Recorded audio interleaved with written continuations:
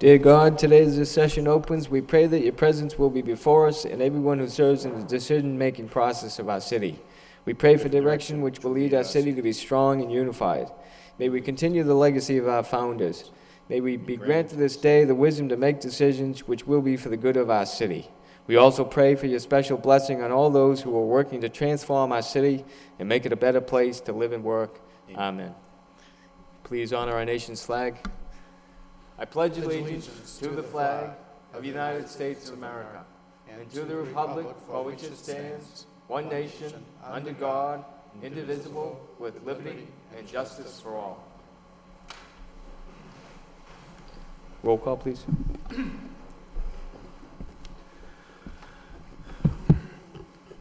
Councilor Martin. Here. Councilor Madonza. Here. Councilor Mercia. Here. Mayor Murphy. Here. Councilor Nguyen. Here. Councilor Elliott. Here. Councilor Kennedy. Here. Councilor Leahy. Here. Councilor Laurie. Here. And I am present. Thank you. I'd recognize at this time Councilor Mercia. Thank you, Mr. Mayor. I'd like to offer a moment of silence in darkened chamber for James Leo Sullivan, former city manager of the city of Lowell and Cambridge, Massachusetts, and retired president of the Greater Boston Chamber of Commerce for 10 years. In November of 1943, with World War II underway, James enlisted in the Navy and completed radio school in Boston. He was assigned as radio man second class on the USS Runnels. James was one of several men sent ashore at Nagasaki, Japan, shortly after the atom bomb explosion to evacuate Allied POWs from Japanese camps. Following his honorable discharge, James enrolled at Boston College under the GI Bill, graduating in 1950 with a bachelor's degree in history and government. James played golf at Mount Pleasant Golf Club in Lowell, and in later years playing cards daily with his friends at Mount Pleasant. Throughout his years of public and private service, James was known as a straight-talking proponent of fiscally responsible but progressive ideas. Never at a loss for words, he brought an arsenal of facts and figures to support his proposals. His family remembers him as a forward-thinking and constant champion for all of the people. He served this city well for many years. He leaves his beloved wife, Anne, 4 children, Mara, Mark, Leanne, and Christopher, 7 grandchildren, and 1 great-grandson. He was a remarkable and knowledgeable man.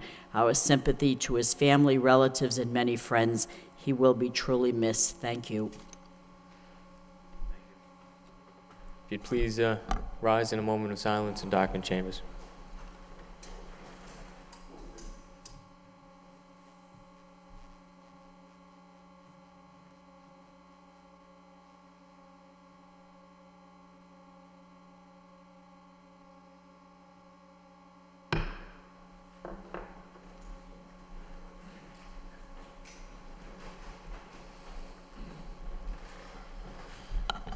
At this time, we have under Mayor's business a proclamation to the Commission on Disability recognizing October National Disability Awareness Month.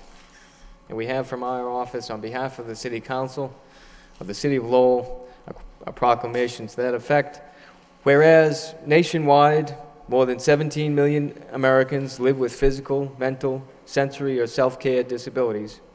And whereas the City of Lowell, an all-inclusive community, recognizes that despite a person's physical or mental limitations, many are a part of a highly skilled talent pool who offer many more abilities than their disability precludes.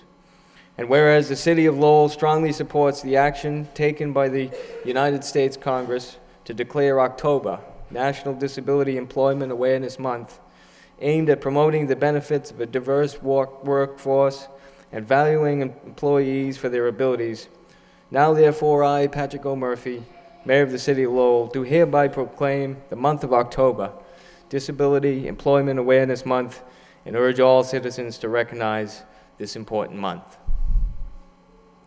I'd like to present this proclamation to the Chair of the Disability Commission, who has done so much work on behalf of the disabled throughout the city, Mr. Ron Lastman.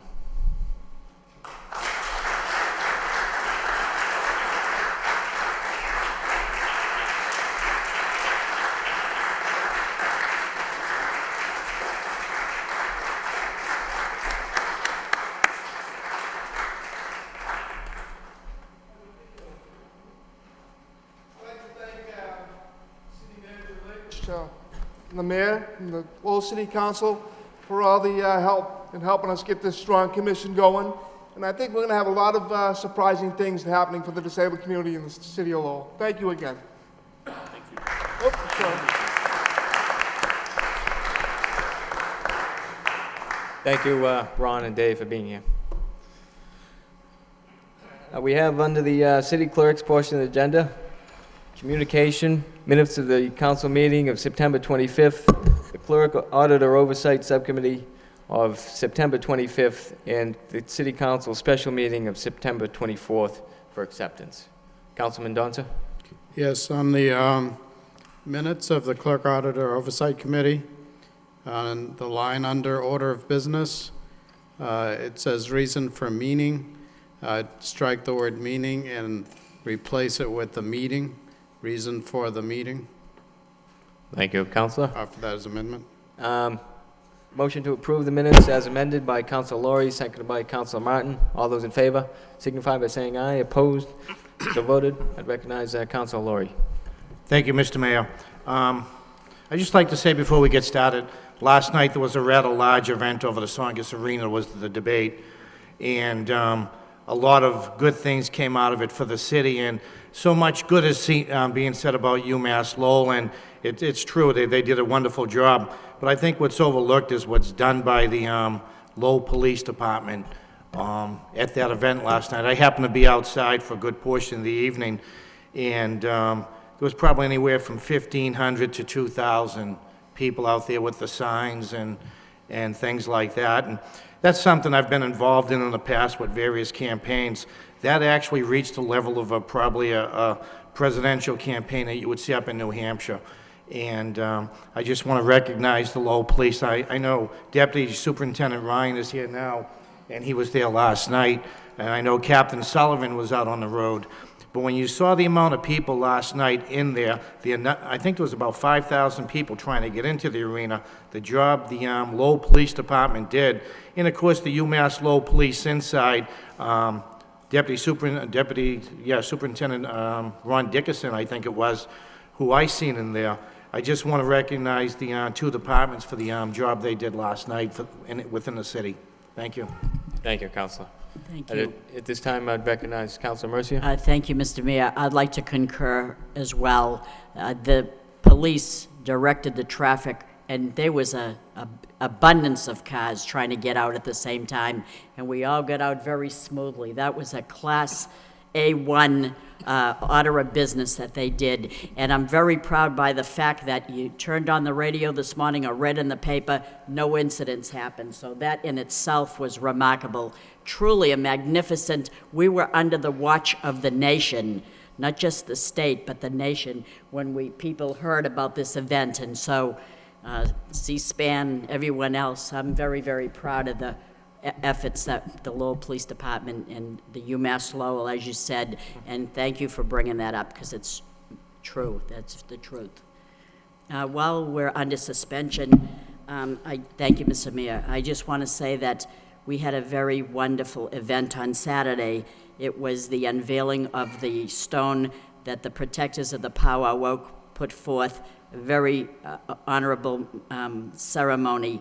And at that time, the Judge Cumanzelis, the spokesperson, has a letter that he wanted to present to the council, and I invited him here, if Judge Cumanzelis, my colleagues agree, for him to speak on a particular communication that he would like to present to the council. Motion by Councilor Mercia to suspend the rules, seconded by Councilor Noon. All those in favor signify by saying aye. Opposed? So voted. Thank you. Mr. Cumanzelis, if you'd please state your name and address for the record, and limit your remarks to 5 minutes. I Thank told him that. Of the Powwow Protectors at 241 Remington Street in Lowell. And I am here this evening just to thank the 2012 Lowell City Council, Councilor Mercia, for coming to our event, for all your help in helping us to save the tree. I know that I spearheaded this quest to save the tree, but it was truly a group effort and a community service, the saving of this tree, and it could have never happened if it wasn't for all of you, so God bless all of you. At the event, we received a letter from American Forests. American Forests are the oldest and most prestigious conservation group in the nation. They help form the Forest Service. They help form the national parks. They've been around a long time. And I was on the phone with Cherie Shannon, who I've been in close communication with over the past 3 years, and she spoke with their Chief Executive Officer, Scott Steen, and he wrote a letter for the city, for the mayor, and she asked me over the phone if I would present it to the mayor in person. Councilor Mercier wanted to accept the letter, but she said to me, George, it would probably be more appropriate if you came and gave it to the mayor yourself. So this is why I'm here this evening. And once again, I just want to thank you all for all your help. I just leave you with one thought. I'm going to quote something from a man named T.H. Watkins, who wrote the Red Rock Chronicles, Saving Wild Utah in 2000. And Mr. Watkins wrote this. He said, love is a powerful tool, and maybe, just maybe, before the last little town is corrupted and the last of the unroaded and undeveloped wildness is given over to dreams of profit, maybe it will be love, finally.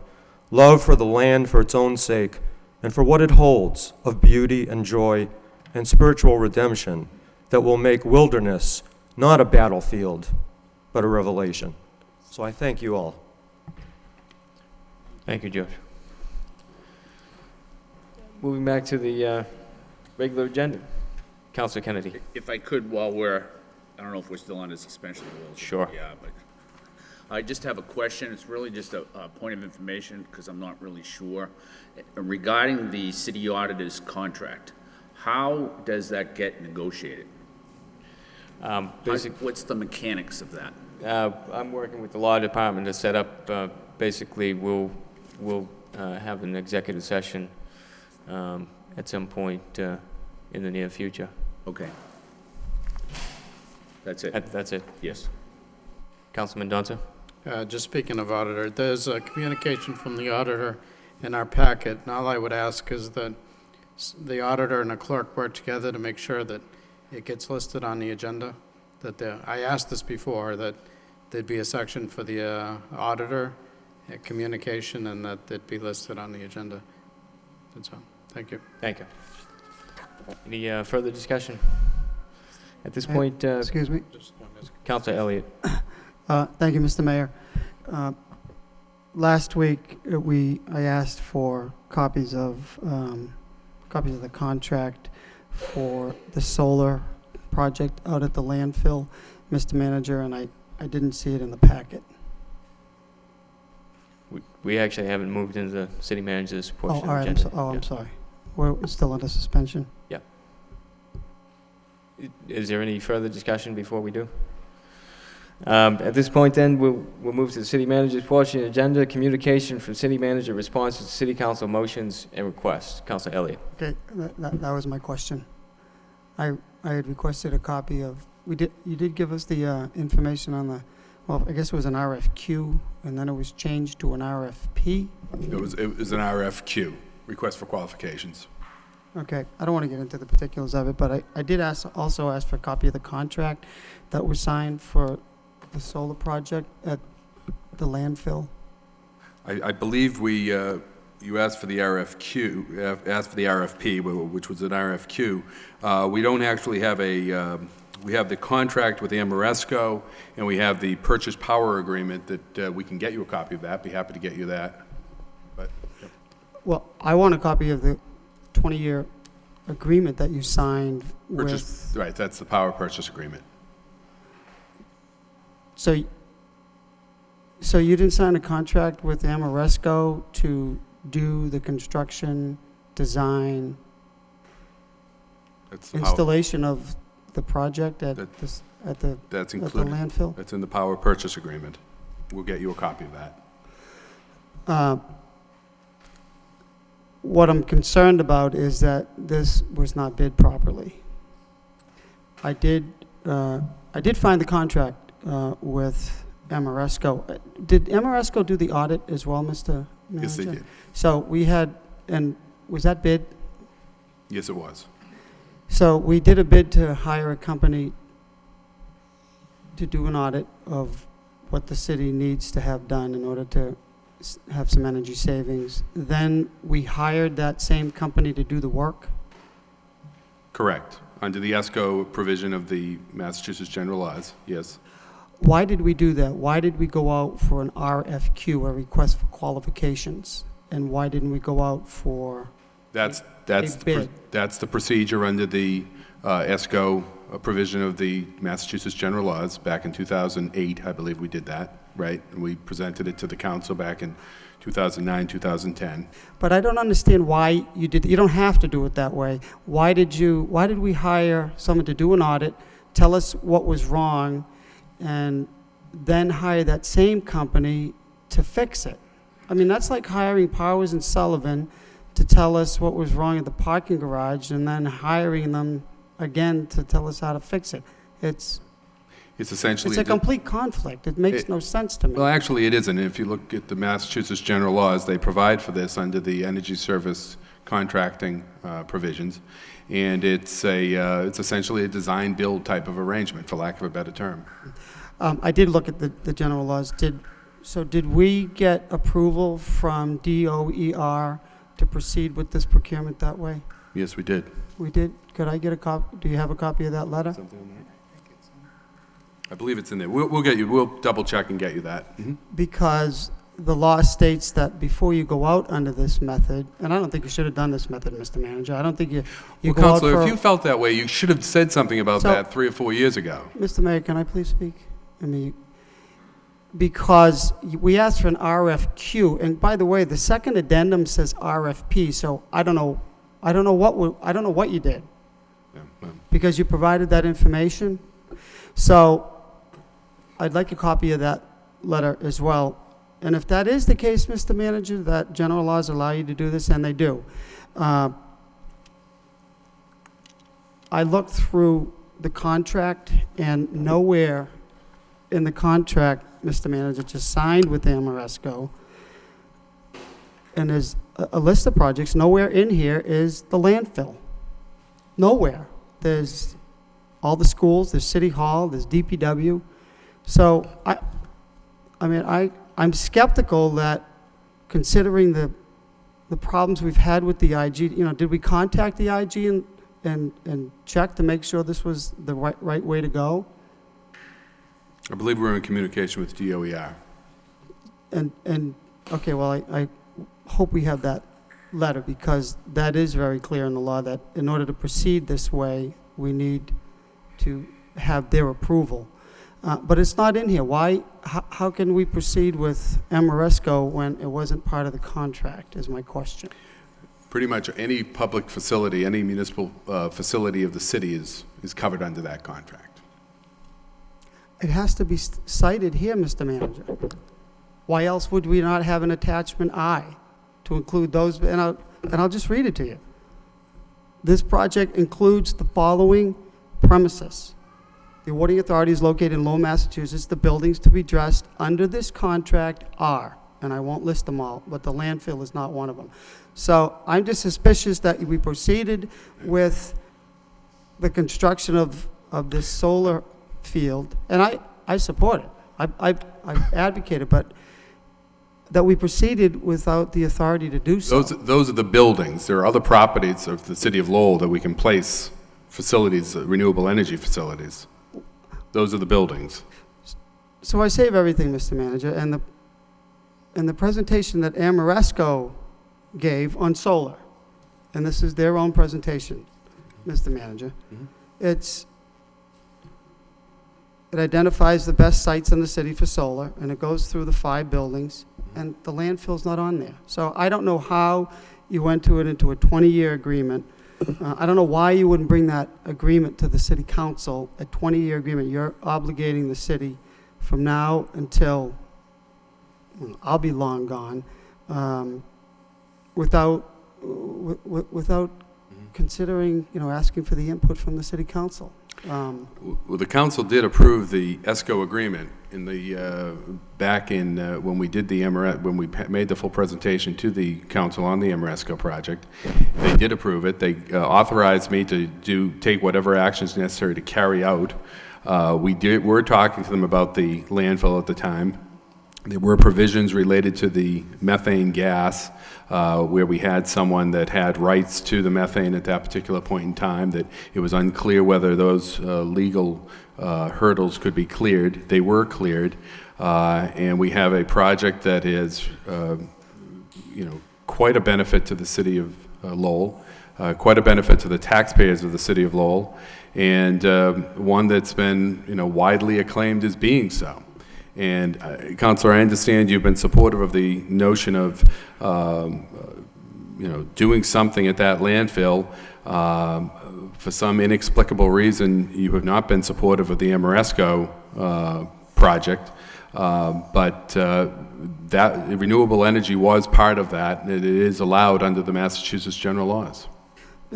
Mr. Manager, let's just say I'm skeptical of giving a profit company $21 million to do a whole slew of projects, and it's really very difficult to define the savings because the moving variable is the cost of electricity, the cost of gas, so it's very difficult to quantify that number in savings, and the taxpayers have to pay for it. So again, long after you're gone, long after I'm gone, the taxpayers are saddled with this bill. That's why I'm skeptical. The other thing is Amoresco gets all of the renewable energy credits. I mean, this is another one of my concerns with the solar project. We didn't receive any information on the funding aspect of it. How many renewable energy credits that are the city's renewable energy credits, and not Amoresco's. They're using them. We didn't get any layout, no spreadsheet, and we did, by the way, with the loan order for the water, the latest water upgrade. They came in, water department came in, laid out exactly how much the renewable energy credits were and how that's going to offset the loan order. I mean, we have seen nothing except for a press release saying, oh, we're going to save between 1.5 million and 2.5 million. So considering the litany of problems we've had with procurement, the latest with the fire department, I think it's important that we should have this information. I don't know why. Counselor, I take offense at this I know you litany take offense. of... I know you take offense. Well, there were procurement problems in the parking department, weren't there? There were problems with the fire alarm procurement, weren't there? So I think I have every right to be skeptical and to realize when you give us no information on this project except to say, trust me, this is part of, the Mass General laws. And I mean, that's not my job. And I would like to know exactly how this benefits the city of Lowell. And I truly believe you should have provided us this information beforehand, especially it's a 20-year contract. And so I would like to see that letter from DOER. I do have the contract. I think you should have provided the contract to the other members of the city council, especially those that weren't here, Mr. Manager. You included in your memo that it was available on the website, online, and it is not. So I don't know why that was put in there, but it's not. So I would appreciate that information. Thank you. Councilor Kennedy. Thank you, Mr. Mayor, through you to the manager. Hey, Mr. Manager, I'd like to get a copy of that 20-year document, whatever it is. I was not here, and I think several of us weren't here at the time that was negotiated, but it's a 20-year contract. I have gotten a couple of calls on it, and so it would be good just to see the document. I'll get to that, Councilor. It is the Amoresco contract itself is online in the City Council packet of May 18th of 2011. I assume, Councilor, you checked that particular packet and it was not there? Well, Mr. Manager, there is no May 18th. It's May 17th, and there's May 17th one, and then there's Part 2. I checked both of them, and it's not there. Okay. Somehow I lost the floor. But, Sorry. Mr. Mayor, what I'm interested in, Mr. Manager, is a hard copy. Yes. I'm speaking for myself. I don't know if anybody else is interested in that, but I would be interested in that.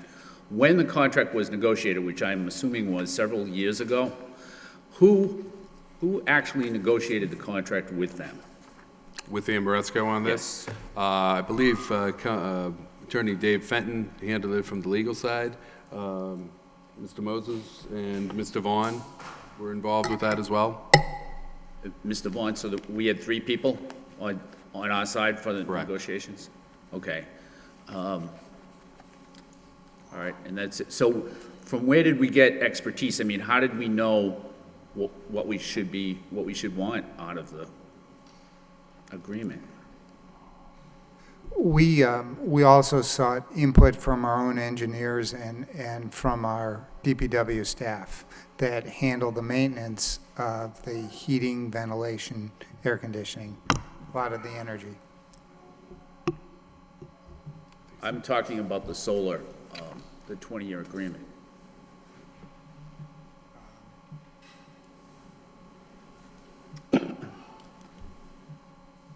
I don't think we had any outside counsel on that. I think that was, I'm not sure. Did you handle it? Madam Solicitor? No, I'm not aware that we had any outside counsel. So, all right, so it was just the three? Yeah, there was, actually, I believe Attorney Leahy was involved with the Amoresco, Brian Leahy, contract, and Attorney Fenton on the solar panel issue. Okay, all right, but on the city side of the table would have been Attorney Fenton and Mr. Moses and Mr. Vaughn. Is that right? Let me explain on the solar contract. It's really only a financial arrangement. The city doesn't own the panels. It doesn't maintain the panels. I understand that part of it. Okay. Even without having the contract, that part I've So- just picked that up from. So we didn't need any technical expertise. Okay. All right, thanks. Council Martin and Council Lowry. Thank you, Mr. Mayor. You know, the solar industry here in Massachusetts in particular is booming right now. And, you know, these contracts are very common. I've negotiated them for clients. Residents are entering these contracts. There are tax credits that expire this year, and people are taking advantage of those to lock in their rates for electricity. So, you know, to somehow question whether this is improper or not, this is one of the few bright spots in this economy is the renewable energy industry that's taken place in Massachusetts. We have businesses throughout the city that are taking advantage of this. We have residences throughout the city that are taking advantage of this. And I think it's perfectly appropriate that the city explore and take advantage of this. And the notion that this is not measurable, when we debated this the night we signed the contract, I specifically remember asking about the rate. And of course, no one can guarantee what the rate of energy is, but the objective measure is the consumption, so that, you know, the efficiencies are achieved in the consumption, the BTUs for gas and the kilowatt hours for electricity can be measured. And that's the performance that the Amoresco contract is based on. That's how they earn out their money. So there are objective measures in this contract. It's something that the private sector has capitalized on, you know, throughout this year, especially as these credits come to an end. And to say that we're giving away the credits, we're a government. We don't pay income tax. We don't have a benefit of these credits. And that's how these companies thrive. They capture the credits, and they get that profit, and they guarantee the rates of electric consumption. That's how this whole industry is constructed. And I think we should take credit for being on top of this and getting benefits from this. Thank you. Council Lowry. Thank you, Mr. Mayor. I'm just looking through the packet, and I guess there was a contract sent out to the council, but it was 2011. I wasn't here, so if I could have a copy also. I'm just wondering, you know, I've received a few calls myself on the 20 years. Is there a standard in the industry presently? Yeah, I would say it probably is somewhere in the vicinity of 20 years. That's how long people go out and they borrow the money, and they, you know, that's the sort of the payback for it. And that's, you know, that's how these things generally work. I saw. I mean, I know I was at an event at East Pawtuckaville neighborhood association this week, where there was a solar company there that puts these on the roofs of houses of private citizens. And essentially, it's the same type of deal. They sell they discount the electricity being generated. They create electricity, they sell it to the people at a discounted rate because they're essentially selling it to the grid. They take the tax credits, and that's what sort of makes it feasible for them to put the panels on the people's homes. The difference being that after a certain period of time, those contracts or those agreements run out, and the panels are taken off or something along those lines. In this particular case, we have the negotiation that the panels retain 90% of their efficiency and to what they are right now, and they become the property of the city. But it takes 20 years to pay off the debt associated with that. I see those individuals in the neighborhood. There's been a few, I think 2 companies at least, up in my neighborhood. Both have approached me, and because I sit on the city council and it could be a conflict, I've waved it off, unfortunately. But they were 20 years. But that was my second question. The first one was, I'd like to get a copy of the contract also, but what the standard was in the industry presently. That was, thank you. If I could, Mr. Moses would like to weigh in on. Right. The statute that we issued the RFQ for specifically mentions 20 years, and they created that statute just for energy services contracts. But more importantly, in terms of solar PPA, the developer of a solar is financing the project. And unless they can get an agreement of 20 years, they're not going to be able to finance it. So you're kind of at square one. You can't build it yourself, and your developer can't build it without a 20-year financing arrangement. I was just looking at the letter dated October 31st, 2008, and that's when the first letter I have says, I've previously communicated to the council issuing a request for qualifications, but I didn't see anything in terms of years. But you know, I'm just thumbing through it. I went through it earlier in the weekend, and I'm thumbing through it again, so I'll take your word on it. Thank you. Any further discussion on the communications? Councilman Donson? Through the mayor to the manager or the CFO, I mean, I believe when we discussed this before that part of the guarantee of the contract is that the savings in it would pay for, or guaranteed that it would pay for any work that was done, so that the taxpayers would not down the line be on the hook for any of this work. Now, I understand that the energy costs of what we use could fluctuate, and we would have to pay that anyway, regardless, but that we're not going to be paying for any of the work that's done, the improvements that are made, that those will be covered or guaranteed by Amoresco through savings that will cover the bond issue. Is that correct? That is correct. Okay, thank you. Councilor Elliott? Thank you. I just, you know, the conversation dwindles from my main concern about the bidding of the solar project at the landfill and not all of the other projects that were covered under the loan order. This is not covered under the loan order. That's a complete separate and distinct or projects. But I want to come back to the bidding of the solar panels. There's 6,000 solar panels. And I just want to make sure that we got the best deal. And in government or anywhere else, in order to get the best deal, to get the best bang for the buck for the people in the city, is to bid projects.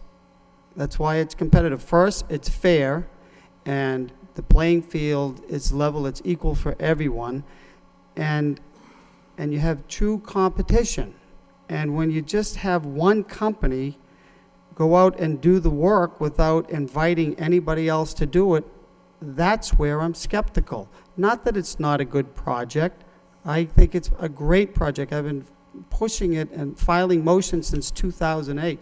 And the notion that renewable energy credits are going to expire now, I mean, we should have moved on this years ago. So, you know, the fact I don't understand why you didn't put this out to bid, Mr. Manager. Maybe you can share that with me, because companies, and there's a company in California, Independent Energy Solutions. They put out an RFP so they could get so they could get the best price. And we're not going to read the whole thing, but it's across the country, you're putting these out to bid. So maybe you can tell me how we got the best deal without inviting other companies. As was stated, this is a big market. There's a lot of interest in solar development, and we just stick with the firm, first of all, that did the audit, and then we don't go out to ask anybody else. It makes no sense to me. Mr. Manager? Well, Counselor, I'm not sure what magic words I'm going to say that are going to be different than what I've said before that are going to convince you otherwise, and so maybe we just agree to disagree, or I'm not sure where it all ends. I have a feeling it never will end. I want you to I'm tell trying me to why you respond. didn't, I'm why trying you to didn't respond bid to it. you. The manager has the floor now. Well, you didn't Counselor. interrupt me well, you did not interrupt him when I was speaking, so let's be Well, fair, now okay? we're Tell me even. why you didn't put it out to bid. I did put it out to bid. I put it out to bid for an energy service company. We looked at it. We looked at the different companies that came forward. The town of Chelmsford just went out to bid for the same thing, an ESCO contract. They went with Johnson Controls. We went with Amoresco. I think we made the right choice in going with Amoresco. They had experience in doing energy conservation measures. They had experience doing renewable energy. They're a very large company that has the background, the experience.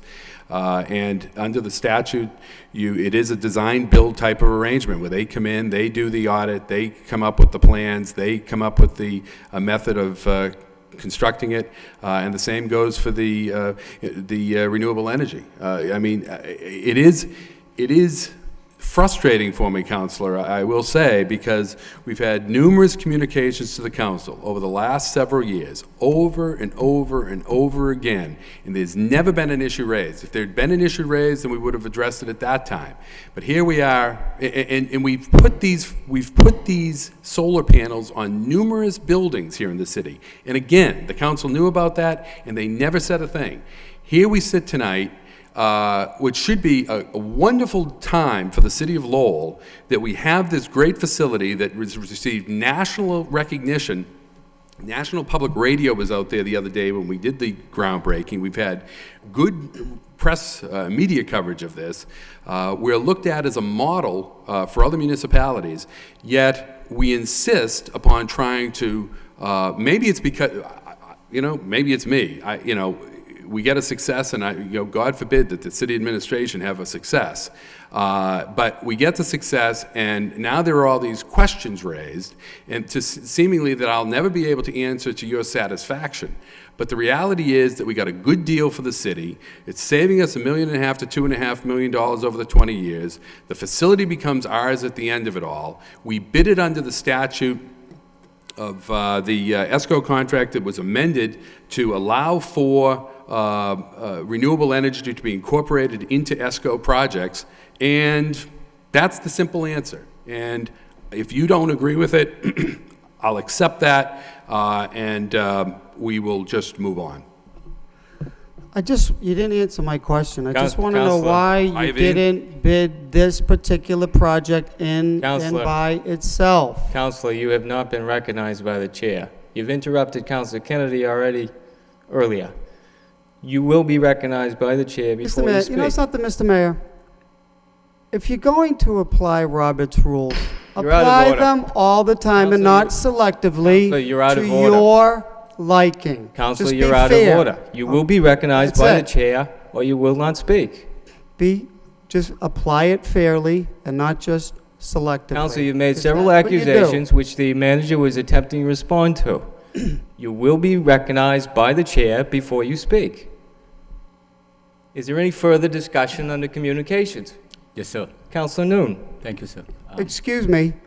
I would like to be recognized, and I would like to ask the manager questions. Counselor, you're out of order. For what? What am I out of order? We're talking Counselor about... Noon has the floor. We're talking- Respect your colleagues. Allow Counselor Noon He's to make moving his on to statement. another issue, I believe. I am, sir. I am. Okay? He's moving on. So can we stick to this issue, or you just want to bounce all over the place? Well, if you ask Counselor me, Noon has I the prefer floor. to move on. He can I speak, prefer to address and then some you will other be issues recognized here. afterwards. Counselor Noon. Thank you, sir. Mr. Manager, thank you for the report on the cross Bridge Street. I know that it's tough to have a cross walk on Bridge Street. I got the recommendation from the engineering and DPD indicated that they prefer to have it, the best way to have in that place on Bridge Street is to have a yellow diamond-shaped pedestrian cross warning sign, and I thank you for doing that. I hope that will be put in place in a couple of weeks from now. I appreciate that. Also, I want to address along that line is the recommendation from the engineering, city engineering, to have the Middlesex Street to downtown, the Overlord Pass that I spoke of earlier, to have that recommended for a 60-day trial on the next council meeting. So I'm glad that too are moving ahead so that we will, address the issues of safety, particularly with regard to pedestrians as well as motorists on those two locations. Thank you, Mr. Mayor. Thank you, Councilor. Councilor Elliott, then Councilor Laurie, then Councilor Leahy. Yeah, Mr. Mayor, in the future, I think that you should read the Roberts rules, because when there is one subject matter, debate continues on that subject matter until it's concluded. So it might be helpful. Thank you for the floor. It might be helpful also Mr. to observe Manager, the rules. thank you. Is that an opinion? Because you're not supposed to state opinions from the chair. Actually, you are on points of order. That's So, also Mr. in the Manager, Robert's can you Rules of just Order. please answer the question why you did not take this project in and itself and bid it by itself, considering the magnitude and considering the interest in the field, to go out and get the best deal for the city? We believe that it was covered under the ESCO bidding of the Massachusetts general laws, so we felt that we did bid it according to law. We also felt that the deal that we received from Amoresco for this was in line with the types of savings that similar projects were receiving. We felt that that was in the city's best interest, particularly given the legal issues that had to be worked out with the methane gas producer. So we felt we did act in the city's best And interest. what deal is that? Because we haven't seen anything to see what that deal is. We will get you that.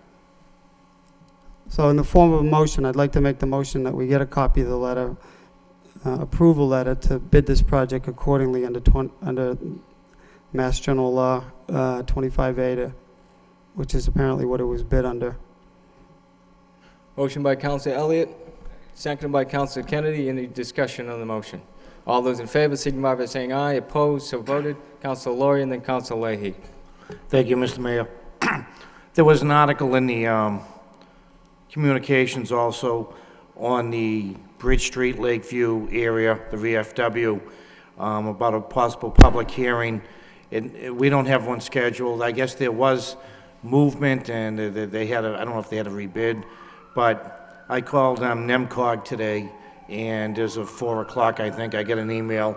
There's no public hearing scheduled for that area as of yet. I just want to make the thing. Thank you. Councilor Leahy. Thank you. Couple of questions. On the crosswalk on Bridge Street, I was just wondering, I understand that I was up there today looking around. If we, are they going to actually do a study to see how many people kind of cross from Market Basket over to the McDonald's and the stuff, or we just want everybody to kind of go down to 19th Street? Because That's what we want. The mid-block crosswalks are dangerous. They're identified as a safety hazard. There's also the issue of disability access. So we won't do studies to see how many people violate the law or and then sort of make it legal for them to do that. It's not a safe thing for them to do. So we want people to go the other way. would it be practical to put a light at the Market Basket entrance that if a pedestrian presses it, then they could cross safely? I'm just trying to think of the high volume of people. In that particular neighborhood, you get a lot of people that walk. So I didn't know if that could be something that we could work with the Demoulas Foundation to make it safe for the kids and for the people who walk to shop. to I'll have cross Mr. at that point. Perhaps Mr. Bakey has some comments on that. I believe that the transportation engineer did indicate that he would take a look at the situation out there and gauge what the pedestrian volumes are. And in the event that the pedestrian volumes are significant enough to warrant the warning signage that Councilor Noon was stating was in the transportation engineer's recommendations, then he would work with the sign shop to put those in. The type of pedestrian crossing signal that you are discussing would probably carry a price tag somewhere in the order of $125,000, and it is pretty unlikely that the level of pedestrian activity at that location would be sufficient to warrant a crossing light. There are actually warrants that are built into the Manual of Uniform Traffic Control Devices that's promulgated by the federal government about the level of the volume of pedestrian activity you have to have at a particular location in order to warrant stopping traffic with a traffic light, even just one that's button activated. It's very unlikely that there is sufficient to warrant that, and even if there were, then the question of the scale of that investment, whether that's one that the city or any other party would be willing to make, is certainly a challenge. Because I'm just looking at the businesses have changed over the years up there. You have the Burger King, the McDonald's, the Frozer. These are shops where more people would be walking to, probably younger crowds. So as long as we keep an eye on that, I mean, I'm not a big fan of the signage because I don't think that's very effective. So I just wanted to comment on that. The other, the answer to Councilor Murphy's motion about the previously proposed recycling ordinances, we got a report in the package. Can that be referred to a subcommittee for further discussion? Because I didn't really see anything in there about the recycling with the school department on how to get better recycling programs. So maybe we could refer that to the appropriate subcommittee. Motion by Councilor Leahy to refer to the Environment Subcommittee by Leahy, seconded by Councilor Kennedy. All those in favor, signify by saying aye. Opposed, so voted. Councilor Leahy is... And I think that was it. Thank you. Okay. Councilor Kennedy, and then Councilor Noon.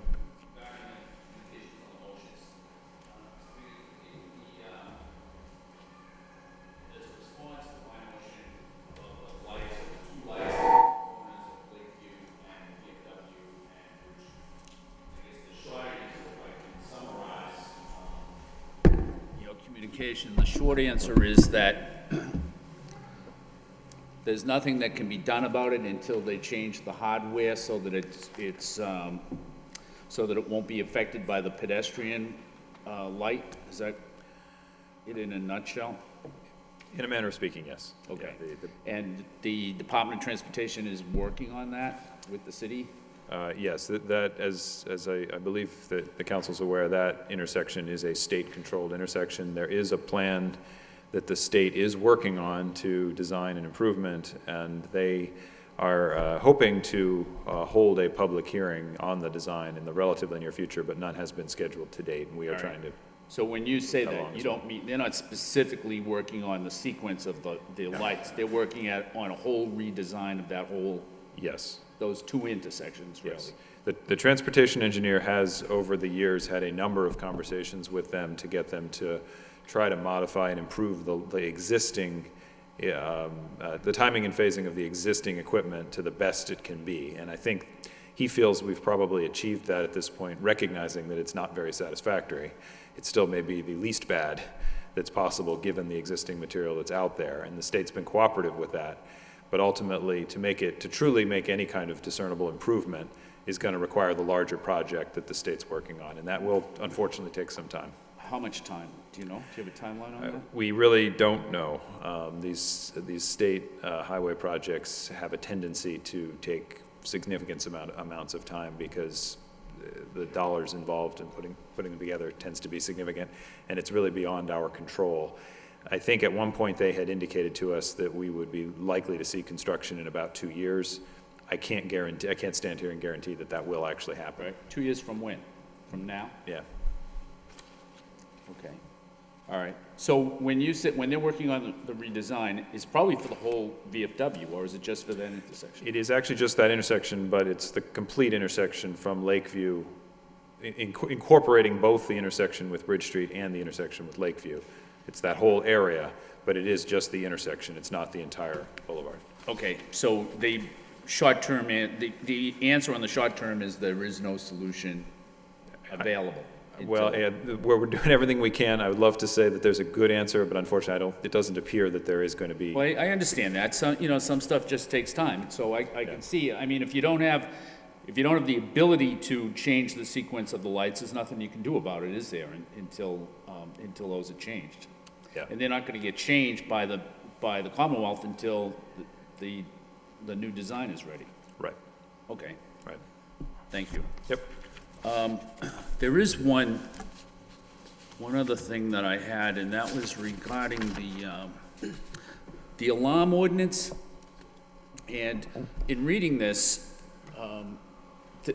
did we enter, or are we entering into a contract with PMAM Corporation?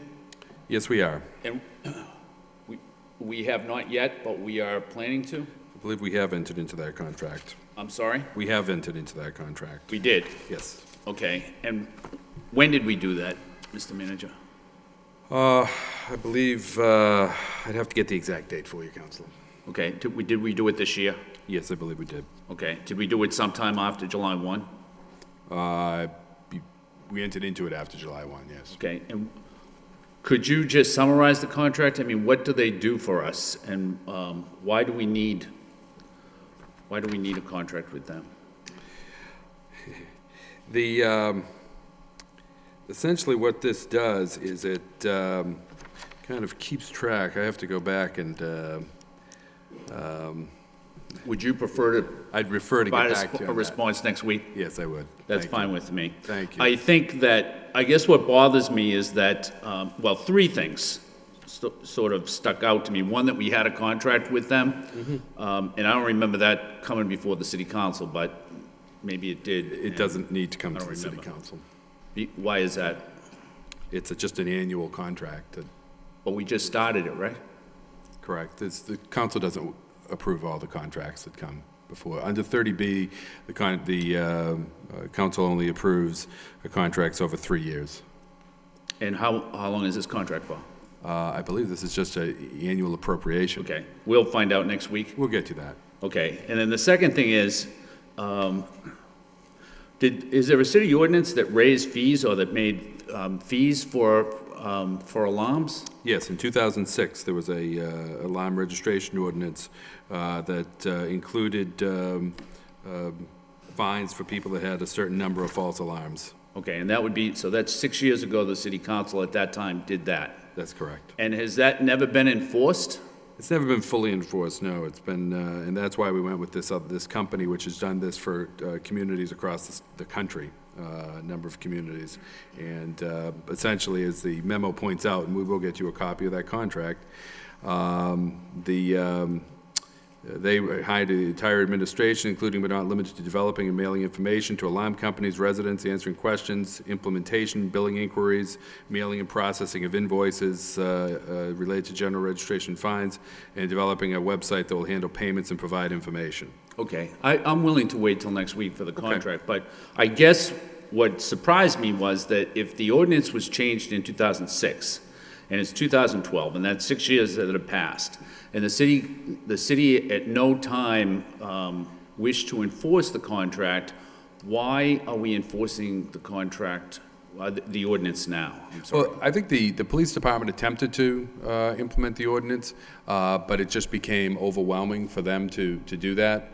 And so Superintendent LaValle came to me with the notion of seeking outside assistance. There are companies that do this, and this we went out through a proposal. This is the company that did win the bidding process. Yep. And it's a way to essentially offset the cost of having this company, but it's not a revenue producer for us. What it is, it's a way to discourage or encourage people to avoid having false alarms.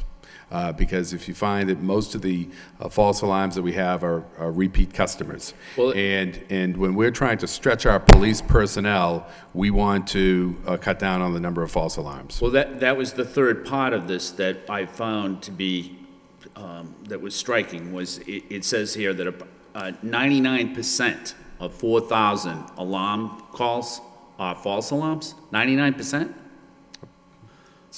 Deputy Chief Ryan?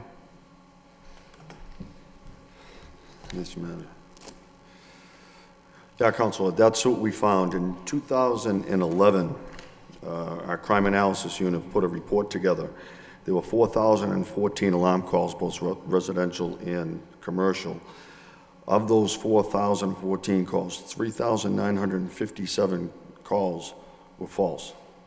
Of the 4,000 plus alarm calls, only 57 actually turned out to be legitimate alarms. Well, I guess that's a good thing, in a way, right? Well, it's a good thing as far as the 57, but clearly from the police department's standpoint, as the manager said, It's a lot of wasted time. well, I think it's even more than that. What we have is, first of all, you send 2 officers or more to an alarm call.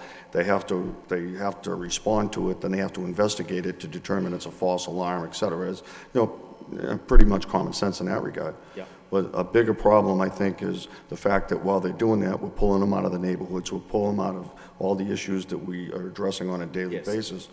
And as you know, driving through the city, having emergency vehicles traversing the city in an emergency response mode is always hazardous. So you have a balance.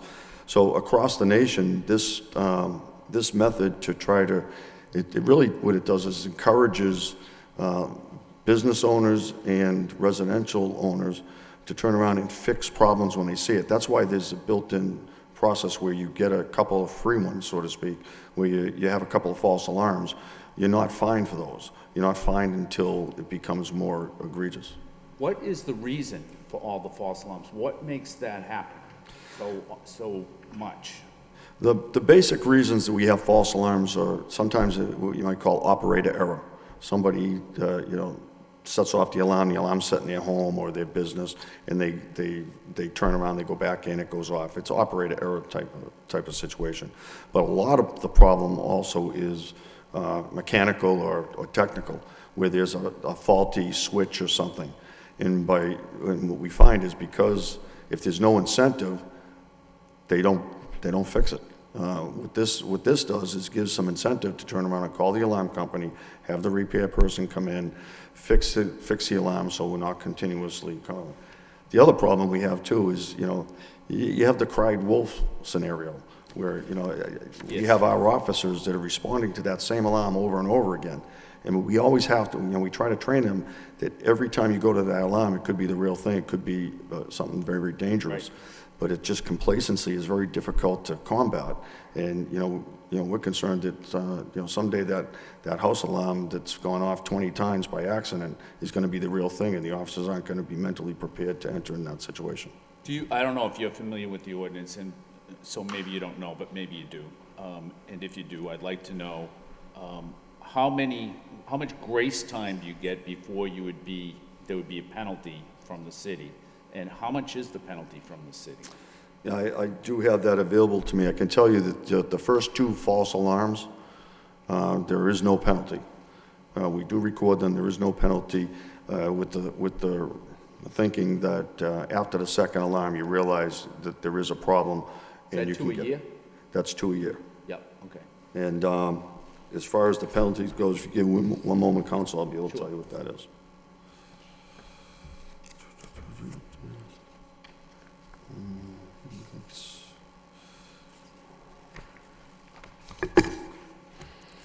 Okay, for residential false alarms, the first 2 will not be billed.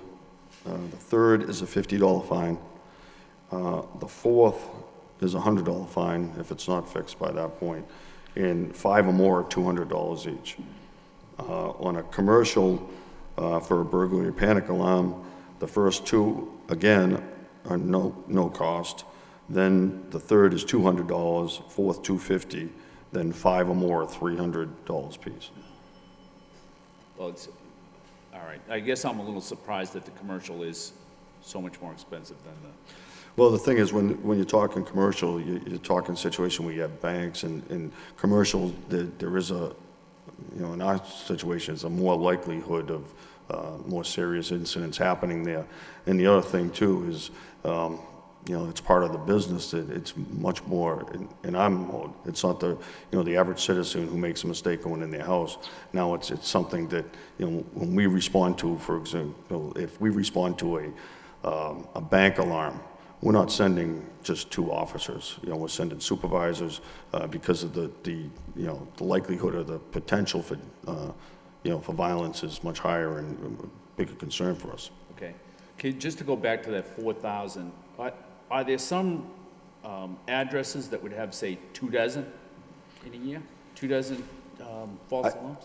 I don't have a listing of all those to tell you, but I can tell you just from, you know, anecdotally from experience, we do have certain locations that are consistently, you know, having false alarms or, you know, mistaken calls and things like that.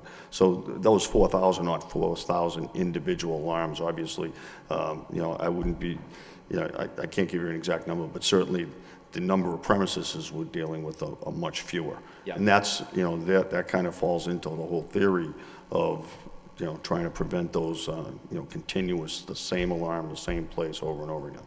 Okay, thank you. All right. Mr. Manager. I may, Councilor, too, I just wanted to, I was refreshing my memory here. The memo that I've copied to the council regarding the false alarm ordinance enforcement, it's actually dated back in March when we were looking to, we're talking to PMAM, but it outlines that the alarm registration ordinance was passed back in May of 2006. And I'm not sure what discussion took place at that time regarding the implementation of this, but you know, there was a changeover, a number of different departments here in the city, including the manager's office as well as the superintendent's office. And there were efforts certainly that were attempted by the police department, but as I said, it became clear that the Superintendent LaValle brought to my attention that they were unable to continue to process these permit applications and doing up on the false alarm because it just took too much staff time to do it, and to hire the necessary staff would have to do this in-house would have been far more expensive than utilizing this service. So that's why we did what we did. Okay. Again, the 2 things that stuck out were 99% of the 4,000 calls were false alarms. I just found that to be astonishing. But also the fact that the ordinance passed in 2006. I mean, the wheels of government move slowly, but... Yeah, I think it was one of those cases where, as I said, it was a different administration in place. There was a different police administration in place. It was attempted to be carried out over that period of time, and then ultimately it was clear that it was being enforced, but not as consistently as it should have been, and that's what resulted in. Okay, thank you. Councilor Noon and Councilor Martin. I pass, Mayor. Councilor Martin. Thank you, Mr. Mayor. Mr. Manager, if you know, are these false alarms just the ones that are tied in somehow to dispatch? I mean, you know, I remember we had an alarm in my house when I was growing up. It was not tied to the police station. So the idea is it, you know, would make a loud noise, and if there were a burglar, they'd run off. Right. Sometimes, you know, someone in the house would trip that alarm. Right. So is that one of these 4,000 calls? Do we know? Like, if that noise got made and we could quickly shut it off, but the neighbor called? Right. Deputy Ryan. Well, the majority of those would be reported. For example, the homeowner's not home and the alarm goes off, they leave, it doesn't go off right away. Like you said, a lot of residential alarms in particular, they make the call to the home first, and that if someone's there, they have a code number. We don't get those notices, and we don't respond. But if the homeowner's generally there, that alarm is short duration. You know, I have one in my own home, and I know if that were to go off, the neighbors, it goes right, you know, they can see. We don't get a lot of calls like that, but, you know, like I said, the company's monitoring it, and that's what we get. Okay, thank you. Any further discussion on the communication? Councilor Elliott. Thank you. I wanted to follow up with Councilor Kennedy's motion, and I did read through it, and I understand it's a difficult problem, but if anyone that is sat in that traffic, first of all, it was at one time the worst intersection not in the city, in the state, and, to sit back, and I'm not suggesting Mr. Bakey said this, but by virtue of us not doing anything, I say we're sitting back and just letting the problem, fester. And it's anyone that has sat in that traffic for years now, it's a mess. And we've got to do something. I understand it is the state, it's Mass DPW or Mass Highway, but I would like to suggest that we reach out to our state delegation, Senator Donahue, Representative Murphy, Nangle, and Golden, and ask them to get in touch with, the governor's office or Department of Transportation to make this a priority. Because to say that, construction might happen in 2 years, and you're right, Mr. Bakey, maybe that's a conservative estimate. That's what we're being told, but I can't see residents tolerating this intersection and the problems that it creates, not only for people going downtown, but people going home. It's really a significant problem that I think that warrants the attention of the delegation and the state to get some action in a timely manner. I don't know if we have to restrict some of the turning lanes, or we've got to do something, in my opinion, and not just be passive or just sit back and do nothing. So I'd like to make that in a form of motion, that we reach out and that we ask the delegation to get in touch with the appropriate officials and put this on the fast track, or do something, some temporary measure to mitigate the traffic in that particular area, because it is a real problem. Second the motion. Motion by Councilor Elliott, seconded by Councilor Kennedy. All those in favor, signify by saying aye. Opposed, so voted. Councilor Laurie. Thank you, Mr. Mayor. The same motion Councilor Kennedy's talking about, I put in just a few weeks prior, and Mr. Bakey can talk about it. This information came out about a month and a half ago. I put in a motion. I contacted DPD, and it appears the problem started actually about a year ago. I think the council put in a motion to change the lights. The council actually submitted a motion to ask the state to change the lights, if I remember correctly. And one of the major problems now is with the crosswalks and the timing. Mr. Bakey. Yes, thank you. I believe what Councilor Laurie is referring to is the fact that a number of years ago, I'm not sure how long ago, the City Council did request, I think at the request of some constituents, that some additional turn arrows be provided on Bridge Street onto the VFW. That was explored with the state, and the response from the state came back and said, if the City Council wishes to do this, we will make this change, but everyone should realize and recognize that it may have some, it may increase delays at that intersection if you make this change. At that time, that change was endorsed by the council, and so Mass DOT did go ahead and make that change. However, what happened at that time was that in addition to making the requested change, which had some impact, the state also at the same time changed the timing of the pedestrian phases. So when someone pushes the button, they actually lengthened the amount of time that everyone at the intersection gets a red light. And that was done consistent with the state's safety standards, and they said that's not really flexible, but it's based on the amount of time that it takes a average person to cross the street, and the VFW is a very wide street. So as a result of increasing the time when the exclusive pedestrian phase is up, that is actually the source of the greatest amount of the delays that people are recognizing over the last year or so that hadn't really been as bad before. We have not We have not sat back. We have actually had the transportation engineer talk to the state to try to get them to do what's called concurrent phasing for the pedestrians as opposed to exclusive, which means that the pedestrians would be, who are crossing in the same direction as the cars getting the green light, would get their pedestrian sign, and the cars would be, turning cars would have to yield to pedestrians, as opposed to the exclusive phase, which it is now, which just stops traffic in all directions when a pedestrian wants to cross any street. So far, the state has not been willing to make that change because it is typically their policy that they consider the exclusive phase to be safer, particularly for the blind, than the concurrent phasing, so they do not support the concurrent phasing at that location. However, we certainly welcome the City Council's motion, and it's not a problem for us to engage the delegation and try to accelerate this project, because I think we share all of your frustration, and I think we can only guess at the frustration of the motorists that have to get through that intersection. And we certainly, anything that can be done to try to expedite it, we are anxious to participate in and help try to deal with. Thank you. Any further discussion on the communications? Councilor Elliott.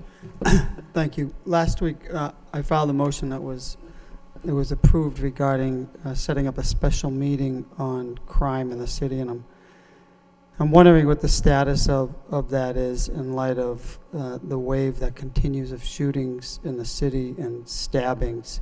You know, we can sit here and debate many other things, but this is a problem that the neighborhood leaders are very frustrated with, and if people don't feel safe in their neighborhoods, then everything we do is for naught. So can you tell me, Mr. Manager, if you're involved or if there's been any movement on putting together or maybe even revising a task force that was once in place to address the violence in the city? Because I'm getting tired of reading it in the newspaper every day, and I'm not saying anybody else is not, but I don't have a sense that we're embracing and we're all coming together to put all our resources together and combat the problems that are taking place out there. Councilor Martin. Yes, Chairman of the Subcommittee, Mr. Mayor, I can just report, you know, after the motion, I did speak with Senator Donahue, who is very much interested in helping convene this meeting. In fact, offered to take the initiative to get Mary Beth Heffernan here with Jerry Leone. So I did have a discussion with her last week, followed up with a member of her staff on Friday. So I think certainly the state delegation is engaged and concerned, as we all are, but it's just taken a little bit of time to coordinate. You know, these are people with statewide and countywide responsibilities, but they're committed to coming here, and we're just waiting to get coordination on the dates. I know I've been in touch with the manager, who I know spoken to the chief, spoke even with Deputy Ryan again tonight. So, and you know, and I've spoken to neighborhood leaders too, who I think, yes, in some sense are frustrated, but I think they're also satisfied with the response from the police department to date. So it is concerning, I think, to all of us that, you know, there's yet another incident. However, this is an incident where you've got a non-cooperative victim. And so, you know, people should understand, too, that the people that are the so-called victims in these crimes are often suspects in prior ones. And you know, so there's a little bit of back and forth between the same people here. And while it's of concern to all of us, you know, these are not innocent bystanders by and large who have been involved, at least recently, in the events that have happened since the end of August. So I think that, you know, I don't know when that meeting's going to be, but it's coming, and certainly everybody I've spoken to has expressed the same concern that we share here, and is committed to bringing every possible resource to bear to do something about this. Thank you. Mr. Manager.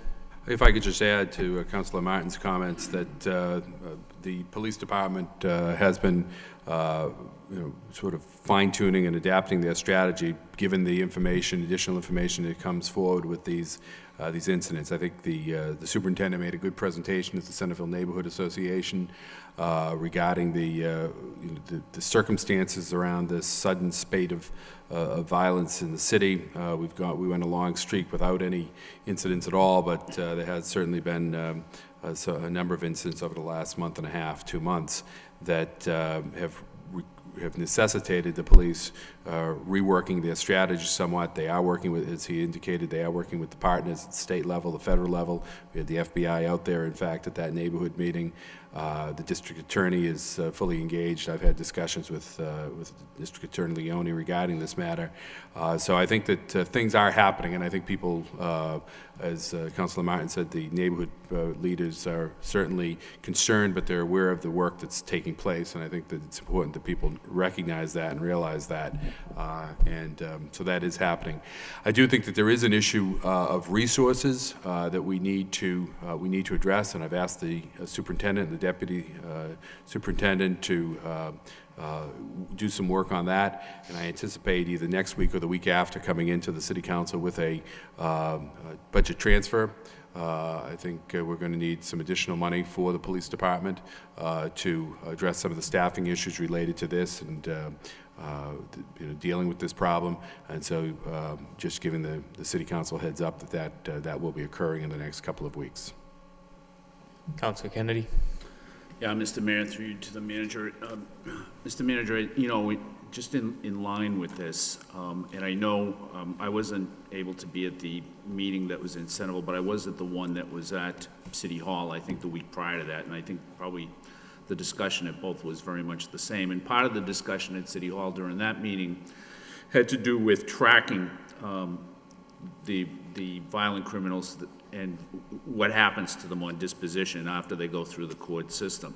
And I think we've all read, and we should anticipate that there will be a lot of people that will be released from prison because of the problems that they've had at the crime lab.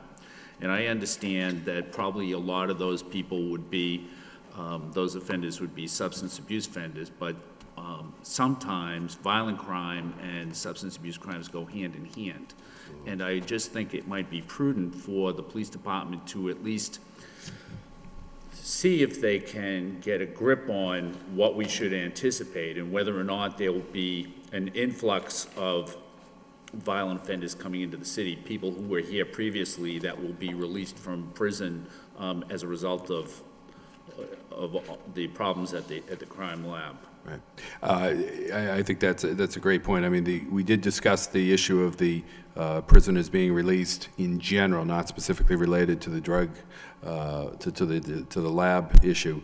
And I know the superintendent is aware of that issue of finding out when people are coming back. I don't know if Deputy Ryan wants to add anything to that, but it's if you'd like.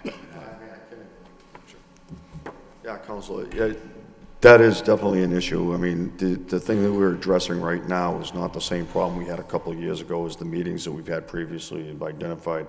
These are a different group of people. Some were involved years ago with the more of a youth violence type of situation. We do have an initiative where we do get information that people are being returned from incarceration to the streets of Lowell, and we do keep track of that on our biweekly ComStat meetings. We have their photographs and their records and everything else, and we make the entire department aware that these individuals are coming back. What you alluded to with the the recent problem with the crime lab, I know that we're not alone in still trying to get a grip on what that's going to mean, not only to the city of Lowell, but the state of Massachusetts. And I know that the district attorney's offices throughout the Commonwealth are now trying to engage themselves to find out what this is going to mean. We're sitting here working with them, but we don't have any answers yet.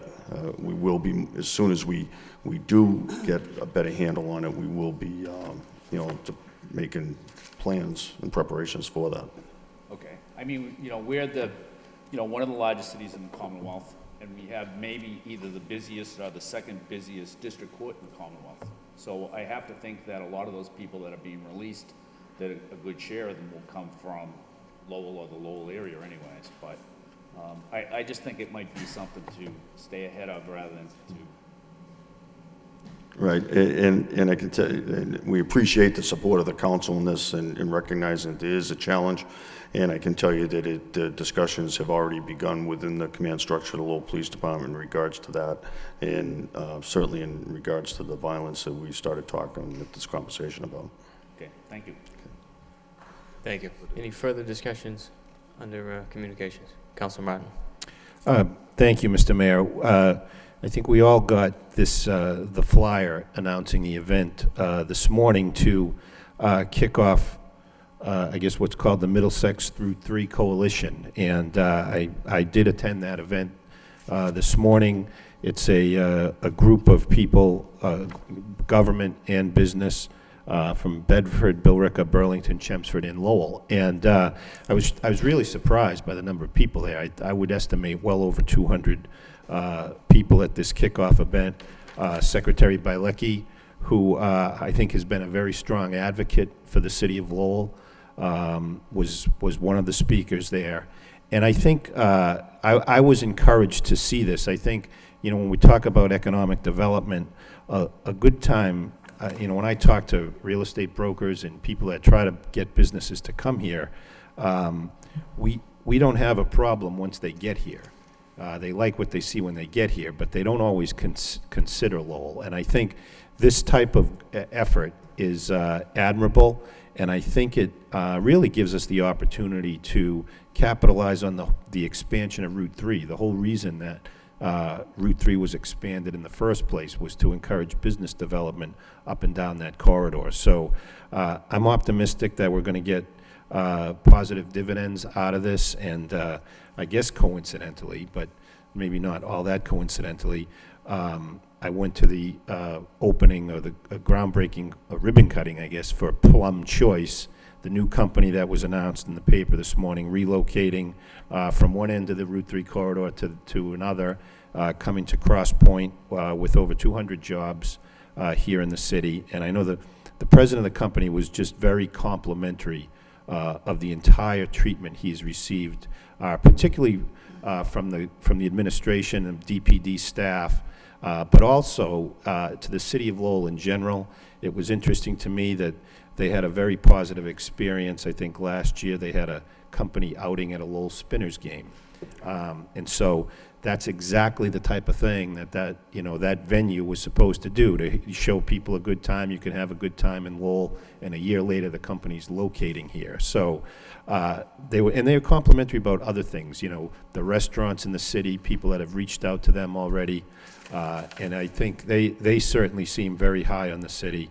I think it's a great coup for the administration and DPD's work. So, I think those types of things are encouraging to see. We'd like, obviously, to see more of them, but I think as the economy improves, I think we will. Thank you. Any further discussion on the communications? Entertain a motion to accept and place on file by Councilor Mendonça, seconded by Councilor Laurie. All those in favor, signify by saying aye. Opposed or voted. Next, communication from the city manager to request approval of out-of-state travel for the fire department. What's the wish of the council? Move approval. Move for approval by Councilor Mercia, seconded by Councilor Mendonça. Roll call, please. Councilor Martin. Yes. Councilor Mendonça. Yes. Councilor Mercia. Yes. Mayor Murphy. Yes. Councilor Nguyen. Yes. Councilor Elliott. Yes. Councilor Kennedy. Yes. Councilor Leahy. Yes. Councilor Laurie. Yes. 9 yeas. Thank you. Next, we have Constable Bond for Dale M. Elkins for approval for the term of January 4th, 2011 to January 7th, 2014. What's the wish of the council? Move Councilor approval. Mercia? Thank you, Mr. Mayor.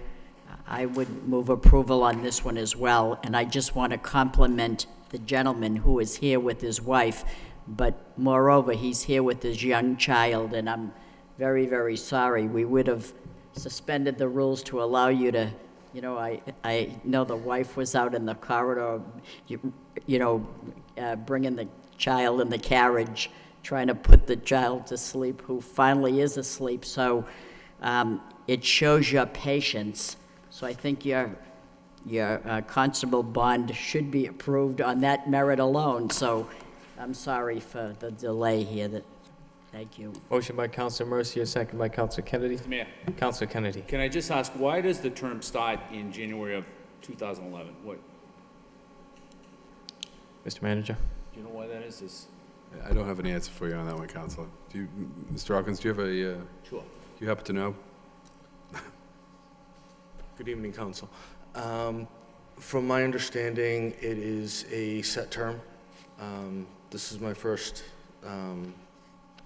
application. So from my understanding, there is a set term set from January 2011 to 14. Then the application has to be resubmitted for the next term. This is my understanding. Okay. So someone from the city told you that it had to be January 2011? I was just told that that was the set term and people can apply anytime during that term. Okay. But who told you that? I went to the city assessor's office and spoke with Ms. LeMay. Okay. Ms. LeMay handles all of our constable background checks and compilation for us on that, so. Okay. All right. Thanks. I'll double check on that too for you, Counselor. Any further discussion? Roll call, please.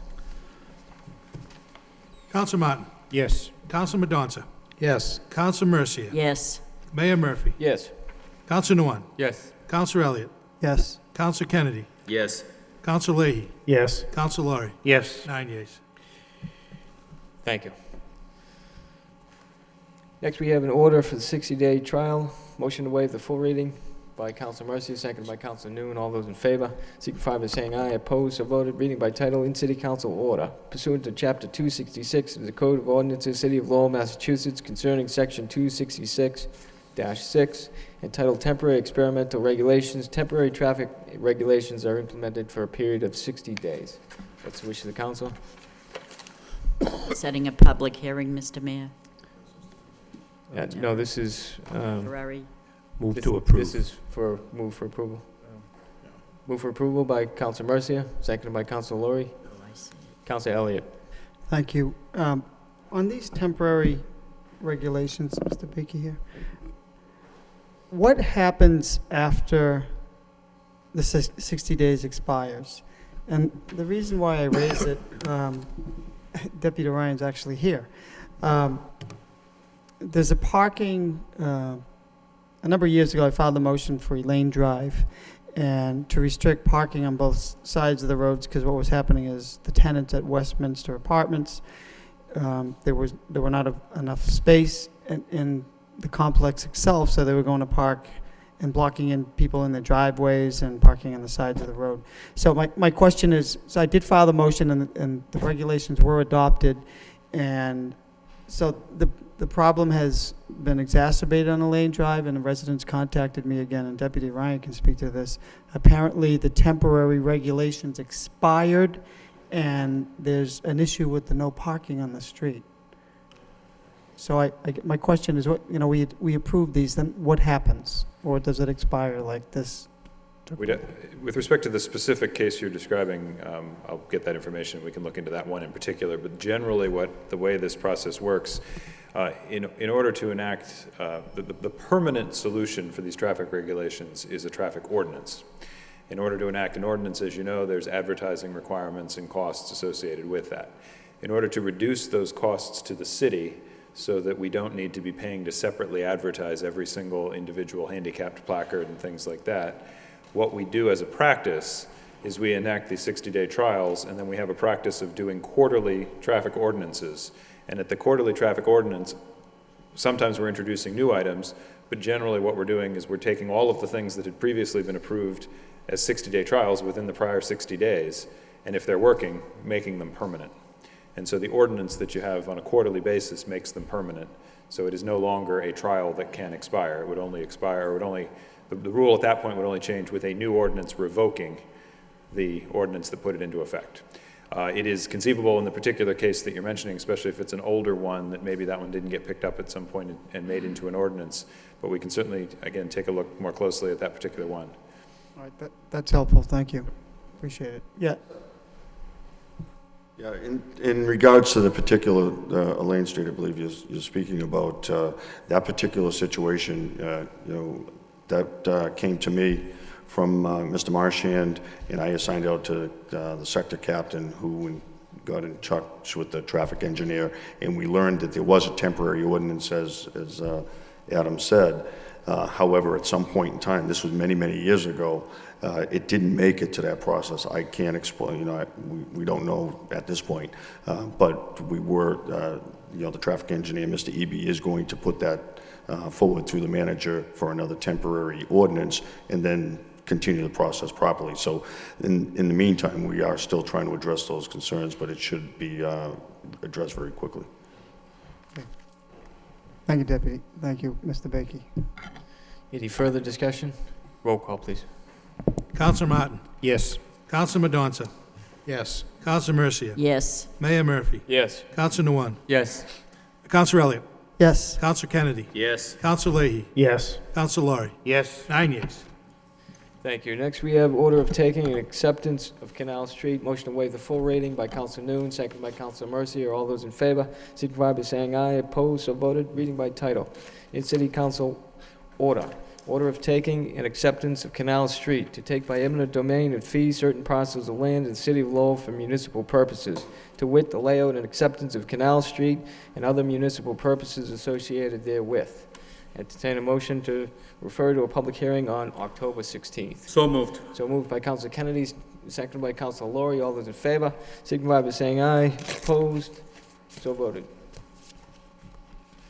Next, we have an ordinance to amend zoning 160.1 Swan Street to extend the traditional single-family zoning district. Entertain a motion to waive the full reading by Council Noon, seconded by Council Laurie. All those in favor, signify by saying aye. Opposed, so voted. Reading by title, in City Council ordinance. An ordinance amending the code of the City of Lowell, Massachusetts with respect to Chapter 290 thereof entitled zoning by extending existing traditional single-family zoning district to include the entirety of 160.1 Swan Street in Lowell, which is presently zoned high-rise commercial. Entertain a motion to refer to a public hearing, So moved. to refer to the planning board for report and recommendation, and refer to a public hearing on October 30th at 7 p.m. So moved by Council Kennedy, seconded by Council Laurie. All those in favor, signify by saying aye. Opposed, so voted. Next, we have an ordinance to amend Chapter 280 entitled Wetlands. Motion to waive the full reading by Council Noon, seconded by Council Mercier. All those in favor, signify by saying aye. Opposed, so voted.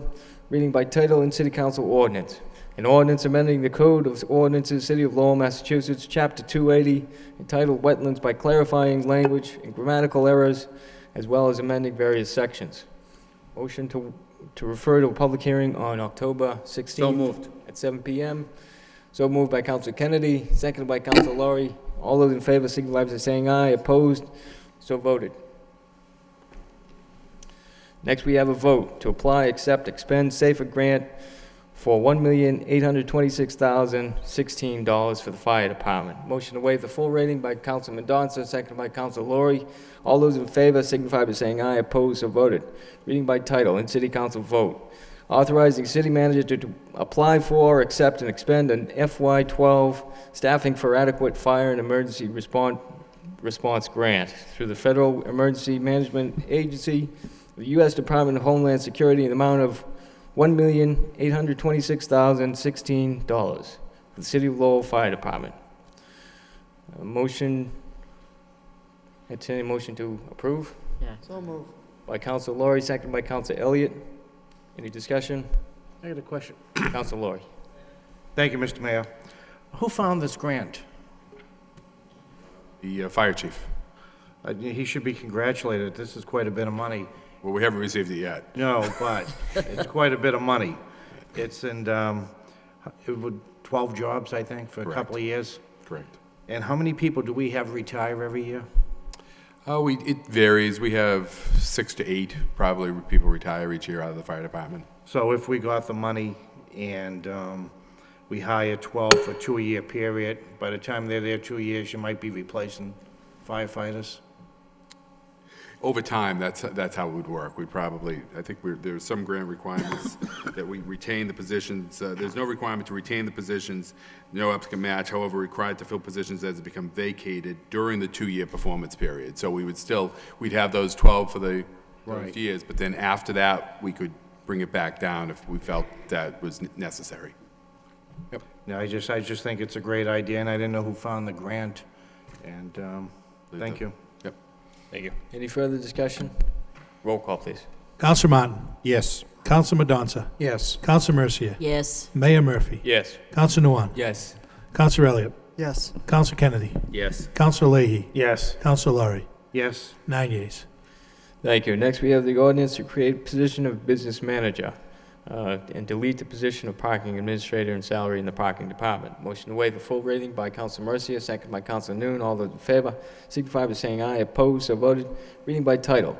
In City Council ordinance, an ordinance deleting one position of parking administrator and the salary in the parking department and creating one new full-time position of business manager and establishing the salary for the position of business manager in the parking department. It's the wish of the council. Council Mercia. Thank you, Mr. Mayor. Through you to the city manager. Mr. Manager, I know it's slated for a public hearing, and it seems like we're taking one position, the parking administrator, and we're turning that position into a business manager's position. So let's say the salary was $49,000, and let's say we went with the higher end because the person is probably well qualified, and we say $55,000. That's an addition of $8,000, let's say. How are we then to read in the back that says the net savings of at least $40,000? How do we say that we could? We would eliminate services that are currently contracting to central parking. So are we now going to put someone that was originally on the budget? Is this a job put together for the position that we eliminated at budget time? It's not quite the same position. I want to be clear. I But know are we that that's talking about the same person then? This is a wide open search. There's no one for this slot. Because we voted at budget time to eliminate that position. Kiosk supervisor position. Kiosk supervisor. Correct. And now we're coming back with a new name for it? We're eliminating another position, the parking. No, it's not the same position at all. There may be some overlap of responsibilities, but it's eliminating the parking administrator position that is currently there, which was included within the budget. It's putting in the business manager position, which takes some of those, many of those same responsibilities, but adds to them, and also then allows us to eliminate central parking services or whoever the vendor is, services. So am I believing, in my opinion, I don't know, am I led to believe that the administrative supervisor has retired or is no longer there? That's correct. Oh, so that position is eliminated. That position is currently vacant, and with this, we would eliminate that, and we would redefine the position in accordance with the report that Mr. Herbert issued to the council. And the director's position is still open? Still open, but we've narrowed it down to a handful of people at this point. We hope to make a decision on that by the, perhaps the end of this week, or the end of next week. All right, thank you. Councilor Kennedy. Mr. Mayor, when are you anticipating that this public hearing would be? This would be, if we have a motion, it would be referred to a public hearing on October 16th at 7 p.m. Okay, and through you to the manager, certainly we'll have a parking director prior to October 16th? I am hopeful. Well, could you expound on that a little bit? What do you mean hopeful? I'm very hopeful. You just told Councilor Mercy you had 4 or 5 candidates. Right, we have a handful of candidates. I just don't want to be clear, I didn't say 4 or 5, a handful of candidates. Yep. And I'm hoping to make a decision by the end of this week. We have a couple of people in particular in mind, and depending upon what happens with that, we may, we may be able to make an agreement with our first choice, and then we'll have to go to our second, something along those lines. So we're still working through that process. And where are we with the RFP? I believe we indicated that last meeting that we have those out on the street, and we have a number of people that have already pulled those RFPs. And when's the deadline for that, for the return of those? I'll have to check on that and get back to you. Did you tell me that last time? No, I told you last time, but you didn't write it down, I don't think, Counselor. So I believe it's end of October, I believe is the, when they do, but I'd want to check on the exact date for you. Okay, and so just to follow up with Councilor Mercy's question, the position that's currently vacant, city position, currently vacant due to the retirement, is the salary for the business manager that's being proposed for the business manager higher, or is it the same? I don't have. It's lower than the current, the starting, or the first step, if you will, is lower than the current salary. Yes. But the max step is higher than the current salary. Okay. So this ordinance just creates a position. Are we abolishing a position as well? Yes. Okay, but is that in the same ordinance? Yes. Okay, that's how the ordinance reads, is that it replaces? It says by deleting one position of parking administrator in the salary in the parking department and creating one new full-time position of business manager. All right. Okay, so there's going to be no net gain of city positions in that department? That's correct. Okay, thanks. Still entertaining a motion? So moved. Motion by Second. Councilor Kennedy, second by Councilor Noon, to refer to a public hearing on October 16th at 7 p.m. All those in favor signify by saying aye. Opposed? So voted. Next, we have the communication appointment of Christy Kennedy Delaney to the License Commission. What's the wish of the council? Move approval. Move for approval by Councilor Kennedy, seconded by Councilor Martin. Councilor Laurie. She here? Here she is. Oh, great. Where is she? Christy, if you could come forward. I'm sorry, if I'd known you were here, I would have asked that this be done earlier in the evening. Don't worry about it. You'll get used to long nights on the That's what I commission. figured would be a good training. This is a good experience for you. Yeah. As you can see, if I may, Mr. Mayor, Ms. Delaney has a background in criminal justice. She has a bachelor's and a master's degree in criminal justice from Northeastern University. She's currently employed by the Simmons College Police Force, but prior served as a patrol officer for Northeastern, and has also received a number of license and certificates that are certifications that I think are right in the area of criminal justice that will be very helpful to her as she sits on the License Commission. Thank you. Thank you. Thank you. Thank you. Thank you. Any further discussion? Roll call, please. Councilor Martin. Yes. Councilor Madonza. Yes. Councilor Mercia. Yes. Mayor Murphy. Yes. Councilor Nuwan. Yes. Councilor Elliott. Yes. Councilor Kennedy. Yes. Councilor Leahy. Yes. Councilor Laurie. Yes. 9 yeas. Thank you, Ms. Delaney. Next, we have reports subcommittee, the zoning subcommittee of October 2nd, 2012. Councilor Noon. Thank you, Mayor. At the meeting was Councilor Martin, Councilor Leahy. Also joining us was Councilor Mercia and Vice Chair Mandonka and yourself as well. From the city is the Assistant City Managers, Adam Becky. I don't think I missed anyone out. And then the couple that has been to this meeting with regard to the DMU zoning amendment, the downtowns for daycare. Mr. Clark and his wife. I think we revisit the issues, and it came to a reasonable compromise that is would be a win-win situation for both parties, those who for the zoning change and those who against it, and also good for the city.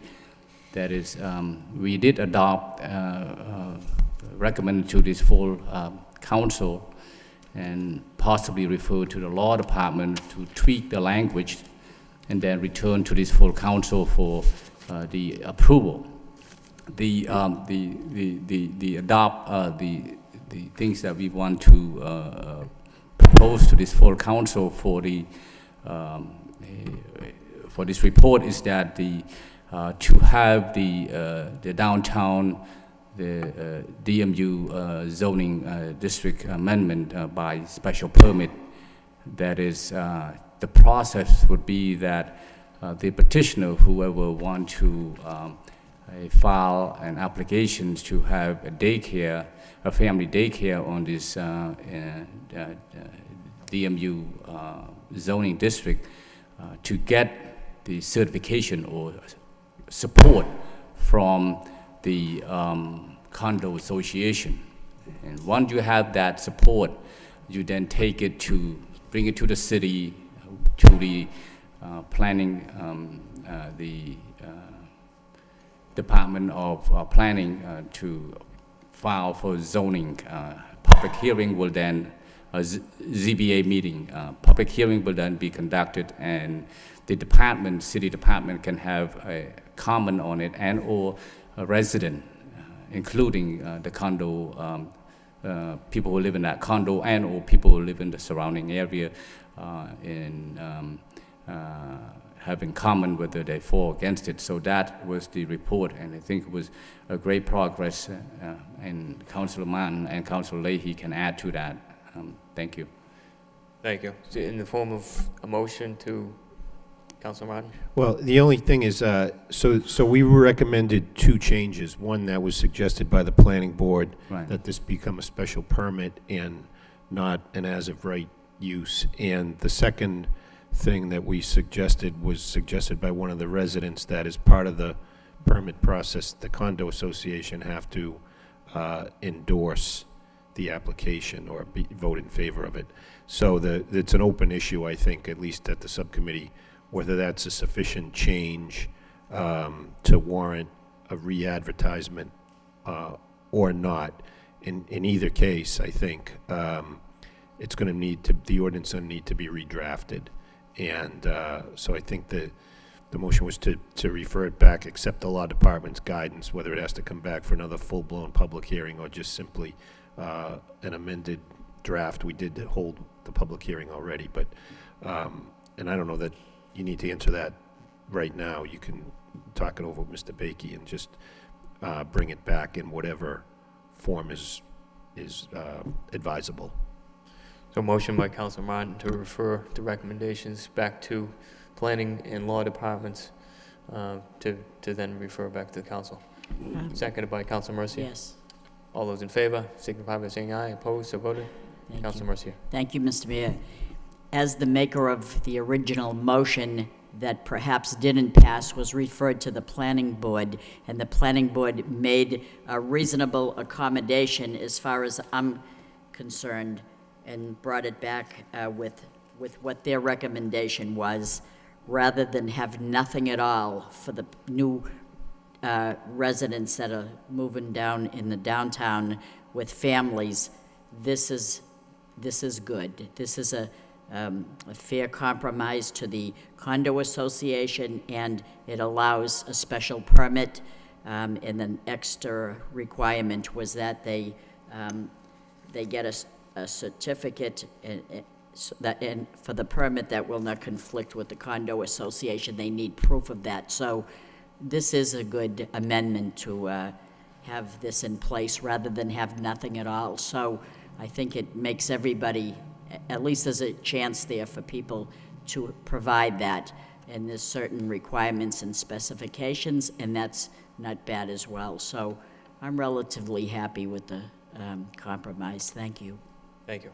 Any further discussion on reports from the subcommittee? Seeing none, we'll move to the wire inspector. National Grid and Verizon New England Incorporated for 2 new poles at 256 and 287 Westford Street and 1 pole at Howard Street. What's the wish of the council?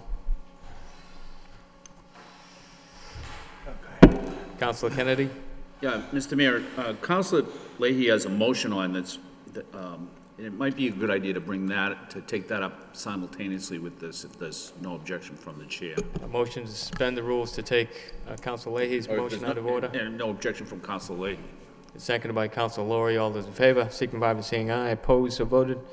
Motion by Council Leahy to request the city manager review the possibility of not permitting new pole requests until the appropriate entity have removed all double poles ready for removal. Seconded by Council Kennedy. Council Leahy. Thank you. The motion basically, as I drive around the city, I see a lot of double poles, especially up on Bridge Street corridor. I know Councilman Donts has been working on this motion also, and I don't know if somebody can shed some light tonight on where we are as far as the removal. I understand there's maybe 400 poles that are scheduled to be pulled out, but as we drive down Bridge Street, the poles are cut, they're on blocks, and I don't understand what the delay is. If this was in our own yard, we had a broken window, a broken door, it'd be fixed. So, I know I'm new to this, but we need to make a stand and say, hey, our city is important to us, and I'm not saying that we're not saying it isn't, but it's time to pull these poles out. Mr. Marchand? Excuse me, I can report slight improvement from the last time when we gave a verbal report. We're waiting for a formal report from National Grid on their pole life management program. As of today, they've taken out 89 of the 129 that were ready for removal. They also stated that they found 10 that weren't on the list, so assuming that's a net gain of 99 out, with 30 left to go that are ready. All the wires have been transferred to the new pole. There's still, as you say, over 400 poles out there with double poles. At the same time, we're still waiting to hear from Verizon on where they are with their 41 poles. Some of the poles are Verizon's responsibility for removal, some are National Grid's. And we've been talking to them about every week, twice a week, to find out where they are, how they can move this along. And then once they get the poles that are ready, continue to take the wires off of the poles that are still out there on double poles. Any word on Bridge Street? I'm sorry. I don't have part of their report is supposed to have the list of where those double poles have been removed. But I've seen a number in my travels that are completely, the wires have been completely removed. It should be, at least in my mind, ready to be removed. And one other thing, is any of this, I would say some of these poles are a public hazard because, I can see that they're wrapped up with wire and some of them are connected at the top with maybe another piece of wood bolted into each other. But especially on Bridge Street, where we make use of the field across from the school, it's a disgrace for all. I mean, you go by there any Saturday morning, you've got hundreds of cars up there for the softball fields are full. So it'd be nice to have those moved out. Thank you. Council Mercier and then Council Kennedy. Thank you, Mr. Mayor. I do sense the frustration here when people come representing National Grid, Mass Electric, and they come to the podium and they ask us for something, and yet we're asking them for something and it's not happening. And we feel that maybe we could then hold them to the fire and say, we won't do that unless you do this. But then into the equation sometimes is a new building, a new home, and their representative from Mass Electric comes forward here to ask for a pole location to hook up electrical services to that home, who will then be a taxpayer. So instead of punishing Mass Electric or National Grid, we're punishing the homeowner that in essence will eventually be a taxpayer, and they need light. Or they may need heat, or they may need something, and we're going to stop that. So it's kind of like a double-edged sword here. I sense your frustration. The only reason I can relate to that, because many years ago we said the same thing here, and this is the answer that we got. And so you got to weigh it. I wish there was some other way we could do it, but I don't know if we can be that drastic, because ultimately we're biting the hand that feeds us because they're a taxpayer and they need electricity. So the homeowner is our boss too. So I sense that frustration, and Councilor Kennedy, then Councilor Noon, then Councilor Mendoza. Thank you, Mr. Mayor. You know, I'm pretty sure that there was legislation pending at the State House that addressed this issue for, not just for Lowell, but for every community across the Commonwealth. And I think that that legislation, if I'm not mistaken, was endorsed or maybe sponsored by the Mass Municipal Association. And I'm not sure, but I think Councilor Mendoza may have mentioned it a few months ago in some remarks that he made about polls, and I'm quite sure that the Beacon had an article on this very issue. And so I guess my question would be to the manager, is anybody tracking that legislation, or do we know how it's going, or is there anything that we might do to push it along? I think it's probably, at this stage, it's probably will have to be reintroduced. The MMA is currently going through the legislative package, and that will have to come in the new session. So, because all the other bills now have died at Beacon Hill. So I will check. I know that because just last week we were working on the fiscal policy legislation of the MMA that I'm involved with, and including, Councilor, your pilot legislation is being worked on. But I'll check and see where we are with the double poll. Okay, maybe for the new session, if I could suggest, it might be, maybe we should engage the delegation on this one and try to get them involved. And also, it might be a good idea to get on and testify, or for somebody in the administration to get on and testify on it. And I'm sure that there's a lot of other cities that would probably join us. But it's an ongoing problem. It's something that several members of this city council have brought up just in the past 9 months. And, you know, I can share Councilor Leahy's frustration, and I think it's a good motion, but basically we can just talk about this forever unless we get a little more aggressive about it. Thank you. Thank you. Councilor Noon? Thank you, Mayor. I share the frustration. I also support the reason that Councilor Mercier spoke of. That is, on the one hand, we want to punish the National Grid or Verizon, but by doing so, we punishing the new business and or storefront. They're just starting to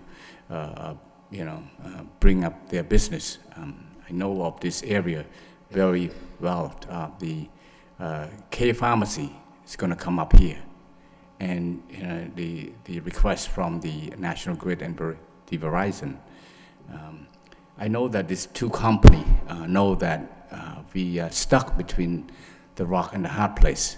I support Councilor Kennedy in terms of trying to communicate to our state delegation, and as well what the manager spoke of, the MMA, to try to bring those two entities together, and if we need to then testify before the lawmaker, we need to do so that to send a message that, look, we can do more than just waiting for them to remove this pole. It has been a burden for so long, not just my time sitting here, Councilor Kennedy and or the rest of the council. They need to do something about this. Can't just say, oh, we're going to do it, but we're going to take our time and nothing you can do about it. That's just not a good business for with us here. So I support whatever we can do to get these two companies, National Grid and Verizon, to do something quick. Thank you. Thank you. Councilman Mendoza, and then Councilor Leahy. Yes, I agree with what's been stated, and I was going to ask about the status of the legislation, which has already been answered. I am frustrated with how long it takes us. There should be a reasonable amount of time to get these poles removed. And the legislation called for penalties after 90 days. And that way, we would be able to penalize the companies that are taking so long without penalizing the businesses and residents that need a new pole or need a pole moved. And that would be the much preferred way, but we do not have that tool yet. Hopefully we will in the future. So certainly we should encourage the delegation to support the effort. And if we don't have any other option, I mean, we may be backed into the position where we are refusing new pole locations because it's taken them so long to remove the older poles. And we have been patient enough. A lot of those 128 that were ready to be removed had already gone over the 90 days. And so I'm glad that they've removed a good portion of those, but they should have removed all of them. And quite frankly, there should be another 40 that became ready in the time it's taken them to remove these. So I do want to see an update as to where they are. Certainly should be fewer poles left to remove than 400, even though some of them need other companies to remove the wires. But the goal is to see that number reduced to only those that became double poles in the last 90 days. That's all that should be left. That should be the goal. Thank you. Thank you. Council Leahy. Thank you. With these utility companies, I don't know if you can relate it to this, but if you don't pay your bill on a monthly basis, then they charge you a late fee. If you don't pay it after so many months, they shut you off. Now, some of these, especially on Bridge Street, the wires are gone. They're ready to come down. So why can't we hire or have our tree department go up, take them down, and build these companies? I mean, if we have a house, I don't know, do we do anything in the city? If there's a house fire and someone doesn't board up a house, do we board it up and charge somebody? Why can't we do that with this? These are poles that are ready to come down. There's no wires, they're just hanging on, and they've been there for months. We do that to houses and buildings of that sort. My guess, and I'd have to look into this, but generally speaking, you don't touch anything that belongs to a utility company because they have different status under the statutes, the state statutes and the federal laws because of their association with energy, which falls on, is considered an interstate commerce type of activity. That's just a shot in my part, but and the others are causing, there's the idea behind going into the other part of it is going into a private property and boarding it up. It's done for public safety reasons. There's nothing that is compelling to say that these double poles are a safety hazard as much as an aesthetic issue. All right. Some of them look like they could be ready to fall over, so I just thought that was an angle to get at. And but if this needs to go, as Councilor Kennedy had said, maybe to state legislature and we can move on it faster. But it's really a disgrace that we have to put up with this, especially on main roads like Bridge Street. And the city of Lowell is not unique in that, hence the statewide legislation. And I know I've certainly been involved in situations where lines, not so much poles without wires, but poles even with wires that are quite tilting quite a bit. Very large hurdle to claim that they're a public safety hazard. Okay, if there's any help we could get from our law department, I have complete faith in them that they could come up with a solution to help us. Thank you. Thank you. Any further discussion on this motion? All those in favor, signify by saying aye. Opposed or voted? Back to the regular agenda. We have the National Grid and Verizon New England Incorporated for 2 new poles at 256 and 287 Westford Street and 1 pole at Howard Street. I'd entertain a motion to accept and adopt the accompanying order by Councilor Martin, seconded by Councilor Leahy. Councilor Leahy. Sure. Do we have any information on these poles? I took a ride by. Are we just moving them to widen the sidewalk, or are they going to go in a completely different location? Or? Have any information on these, Councilor? All right. So we're going to approve this tonight, or it goes to an ordinance, or it goes to a public hearing? It's already gone to a public hearing, Oh, so it this has? would be to accept All right. Okay. and adopt the Thank you. accompanying order. Council Kennedy? Yeah, Mr. Mayor, through you to Mr. Marchand, I think, or anybody.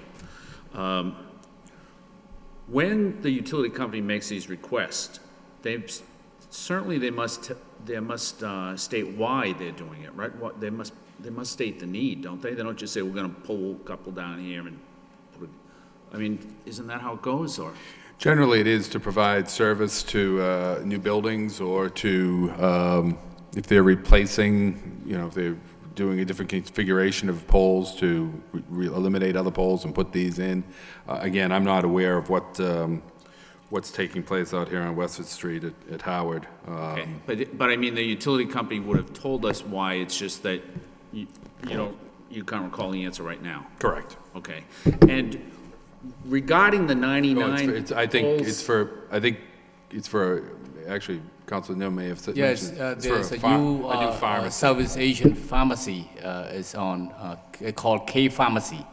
And that's going to be taking place there. They need that pole in order to have that in operation. Okay, so these are right in Couple Square then, right? That's where that, all right.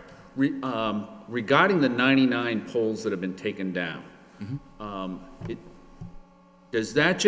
do they just report to you, we've taken 99 poles down? I mean, does the city actually work with the utility company and push them to take down the poles? Or is it just that they happen to have taken down 99 and so they report, we've taken down 99? We've been pushing them to take down double poles. That has been ongoing. And they get us an updated report of where that stands. Mr. Marchand deals with the Mass Electric rep on that, and I think it's probably been stated, in a number of cases, it's not just a Mass Electric issue, it's a Verizon issue, it's a fire alarm issue, or a cable issue, something of that sort, or private lines that are up that need to all be taken down in a certain order, and then when it's ready, it's called in to Mass Electric, to the National Grid, which then schedules it to be taken out, and then they have to fit that in with, not that I'm trying to defend National Grid here, but they have to fit it in with all of their other communities which are having a similar situation. I understand that. Do they provide us with a schedule of, do we know that, say, I don't know, a pole on Bridge Street, do we know that, well, that's going to come down in November? Or what's going to come down in December, or is it? No. It's not that organized, it's just... No, this has been a constant source of irritation for communities across the Commonwealth and probably beyond, that because it's all dependent upon when, for instance, if it's a National Grid, they can tell us, well, our plan is to take it down in November, but if Verizon doesn't show up to take their wires off because Verizon has some other issue that pulls their people off, then they can't take it, and before, Verizon, and I can't remember the order, but Comcast may have to wait for Verizon before, and they may have scheduled to go in there, but because Verizon hasn't gotten there, or vice versa, then they can't get to it. So it's difficult for them to, because it isn't one utility. It's multiple utilities that we're talking about here. And so who is it that knows, since it's multiple utilities, who knows exactly how many double poles there are up? National Grid. National Grid, they're the only ones. And they know when they come down. So they're the main people. They're the ones that coordinate everything else. Right. So Verizon and all the rest, National Grid's waiting for them before they take down the poles. Correct. All right, and then when National Grid tells us that they've taken down 99 poles, they also tell us the location of those 99. Correct. And we know that there's still 400 of these double poles in the city up now? Close to 400, I believe, right. So when we were talking about this, I don't really recall, when we were talking about this back in the spring, were there 500 poles? I mean, are we making headway, or are we just staying even? The total that they had at the spring was 400 and some odd poles that were double poles in the city. Of those, when you say 400 and some odd, does that mean like 410 or 490? Probably about 450. Okay. I could get the exact number, but of those, there were 129 that they had readied, or the various utilities had readied to be removed. All the wires have been transferred to the new pole. Of those 29 is what 129 is what they're working on. What I haven't gotten is a report on how many more, if other utilities have finalized the transfer of wires on some of the other remaining poles. Okay, thanks. Thank you. Any further discussion? All those in favor, signify by saying aye. Opposed? So voted. One nay.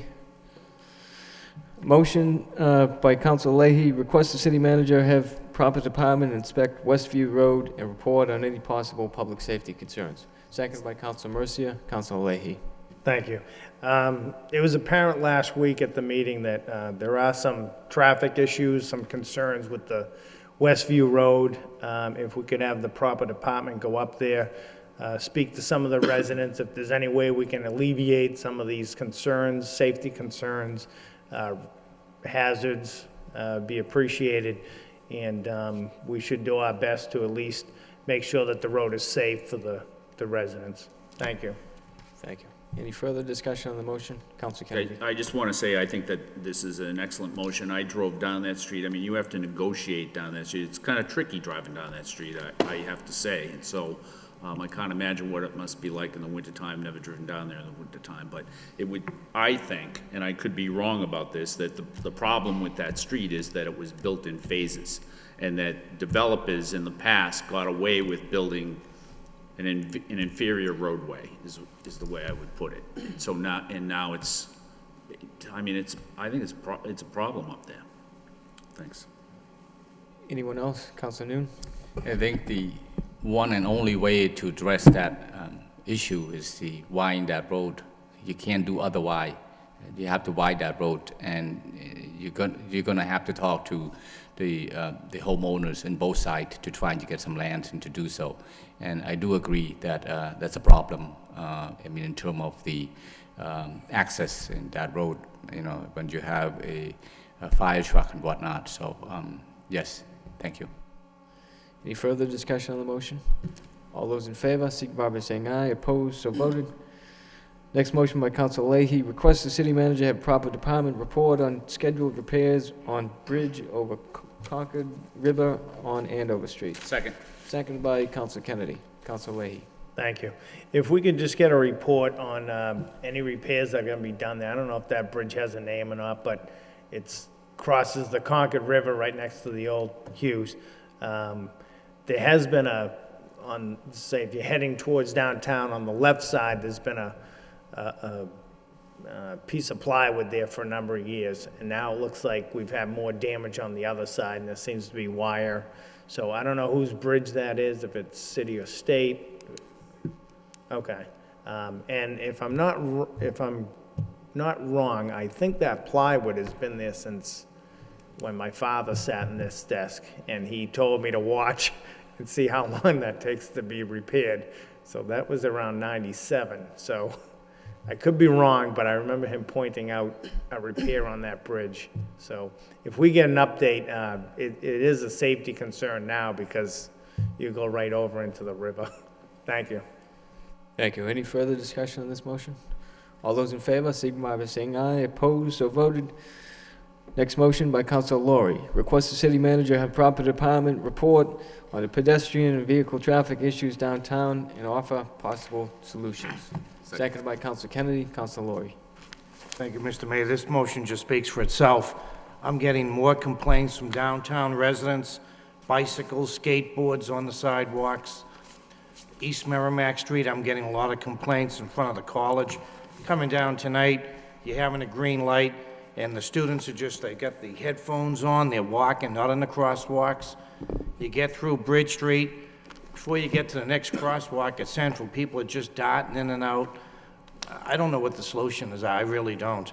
I go into Boston and, you know, the larger cities. Lowell is unique, that this just goes on, and, you know, I'm down there last week, the police are pulling over cars, and, you know, they're trying to do their job, but it's just, I don't know if it's the amount of students or just, I don't know. I have just so many complaints. I walk into the neighborhoods and people are telling me they're going into the restaurants downtown. They're nearly being hit by skateboards and bikes, so. Council Mercia. Thank you, Mr. Mayor. If we think that we have problems now in the downtown, just wait in a little while longer when they start taking that little bridge before Middlesex Community College and they start repairing it. That's when there'll be even more problems. Yeah. and people are a little bit up in arms that have heard about that, because that bridge is, that area, it doesn't even almost seem like a bridge, but it is. Right. But it's very in need of repair, and the fact remains that that's going to be taken like 9 months to fix that, and it seems to me that it'll be disrupting traffic flow, and people are under the impression that the city owns that bridge, and we actually don't. It's an L, and you're wondering, why wouldn't they do such a repair in the summer when Middlesex Community College is out of school and people are on vacation at the most part, and yet we're going to have that done right in the middle of winter when it impedes the Lowell Memorial Auditorium. It hinders the businesses around that immediate area. I'm understanding they're only going to open, they will open one side anyway and repair one side at a time, which traffic will be backed up from here to Kingdom Come. So I'm asking if we have any information on that as well, because I know we'll be getting the calls, because there are people downtown that don't probably know what's ahead of them. And so that's just one of the many added things that's going to disrupt the downtown even further. But no final decisions have been made on that. We're being very aggressive in our discussions with Enel. Something needs to be done with that bridge. The timing is not the best. I don't know if there is a great time or a good time to fix that bridge, but we're concerned that it have minimal impact on the businesses, the auditorium, the college, the hospital. There's so much in play here, and we're having discussions, as I say, and including some of those people, and we'll be getting a report to the council on that in the near future. And is there any suggestion, Mr. Manager, that you know those lights that light up the highway in the middle of the night and they do the repair That's a at possibility. night? Couldn't they do that at night to, I don't know how, well, it's a neighborhood, so it's probably going to be a racket. Yeah, but it's not too bad down there, but that's certainly a possibility that we can look at. They've done that in some other areas around the city that are more residential, but that's something I think we've got into consideration as well. Thank you. Thank you. Councilor Laurie and then Councilor Kennedy. And I concur with Councilor Mercia. When I first came on the council, we were talking about a program, I guess, to take the bridges from an L or buy them, or how is that? Are we moving forward with that? Well, we're moving. I don't know how forward we are, but we're having discussions with them, and we're continuing to do that. So it's an expensive proposition for the city to take on the type of responsibility. We're trying to do that with minimal, if any, cost to the city. Okay, great. Thank you. Councilor Kennedy? Yeah, Mr. Mayor, through you to the manager, that's a relatively short span. And so, maybe in negotiating with them, there might be, maybe when the construction's not going on, there could be some sort of a temporary thing set up so that there could be two-way traffic at those times. I mean, I don't know, I think there's been a lot of improvements as far as construction goes. It just amazes me when you read that Interstate 405 out in California, they do this stuff in like a couple of days. Right. And for us to take care of this little bridge is 9 months. Right. And I don't know why everything is so much quicker out there on the... Well, even out here on Route 93, the state did an amazing job 2 summers ago of replacing, I think it was 14 bridges along 93, and they did it all on weekends. And it was quite an undertaking. Yeah. And but I think, if I can just interrupt you for a second, I think down in Medford when they were doing that, there was something they pulled over, a little short span. They closed that up to improve traffic. They had something going on like that there. And I guess that's what I'm talking about, just one piece of steel that you could just lay down there when the work is on there. And then you'd at least have two-way traffic during that time. I'm assuming that then you're not going to get them to work, third shift, and it's going to be a 9 to 5 operation or 8 to 4 or whatever those hours are. But anyways, it's just something that might be worthwhile. Yep, absolutely. Any further discussion on the motion? All those in favor, signify by saying aye. Opposed, so voted. Mayor, Councilor Elliott? I'd like to request a point of personal privilege. Councilor Elliott?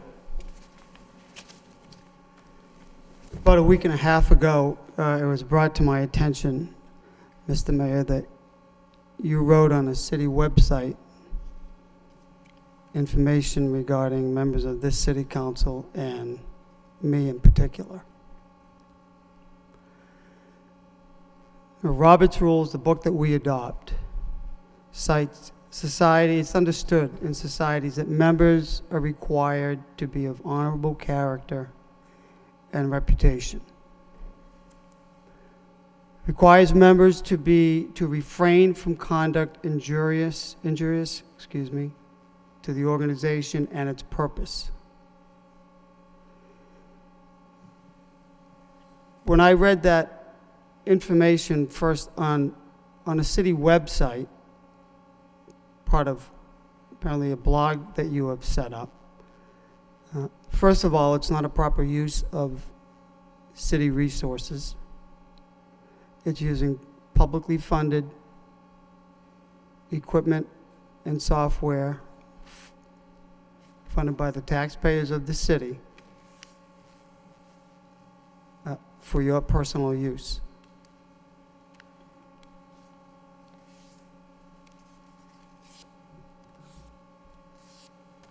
I don't understand why you felt you had to do this and criticize members of this council for their vote.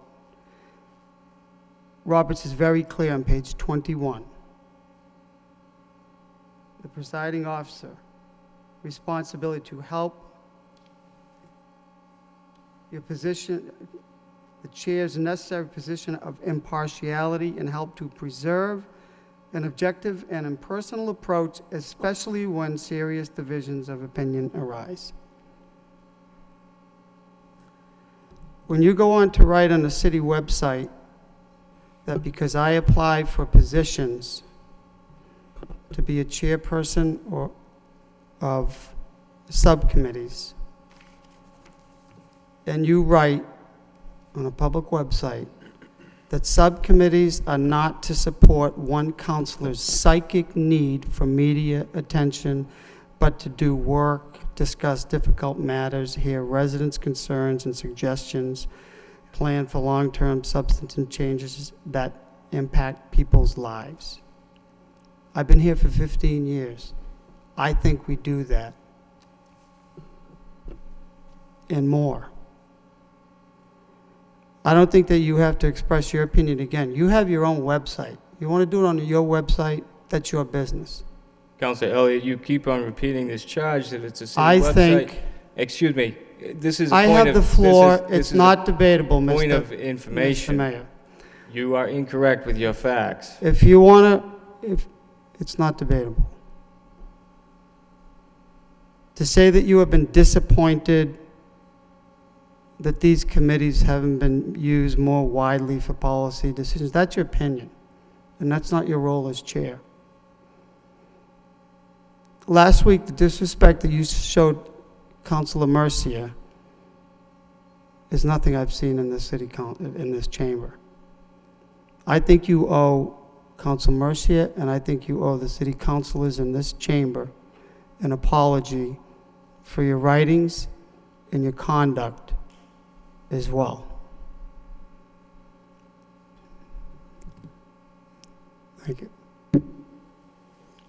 Well, to clarify a few issues here, first of all, that website is not a city website, and it's not used during city time. Second of all, the letter you're referring to is in direct response to an article that was printed in the Lowell Sun, driven, in fact, by yourself, which was factually incorrect, the whole premise of which was factually incorrect. And, you know, you want to make charges about my conduct during the last meeting. But the reality is, I responded to a motion by Councilor Mercia. I responded appropriately, I thought, and it was put on again. I'm not going to go into last meeting or the meeting before or anything else. you said your piece. You believe that I'm unfit for this office, I'm sure. But we have other business here on tonight's agenda, and that's what we're going to get to right now. So I'd entertain a motion to go into executive session to discuss matters pertaining to litigation, public discussion of which would likely have a detrimental effect on the city's position. May I like to respond to your comments? This is not a debate here. I'd like to respond to the comments. I think I'm entitled to it. I don't think you are. Your writings about members of this council are completely out of order.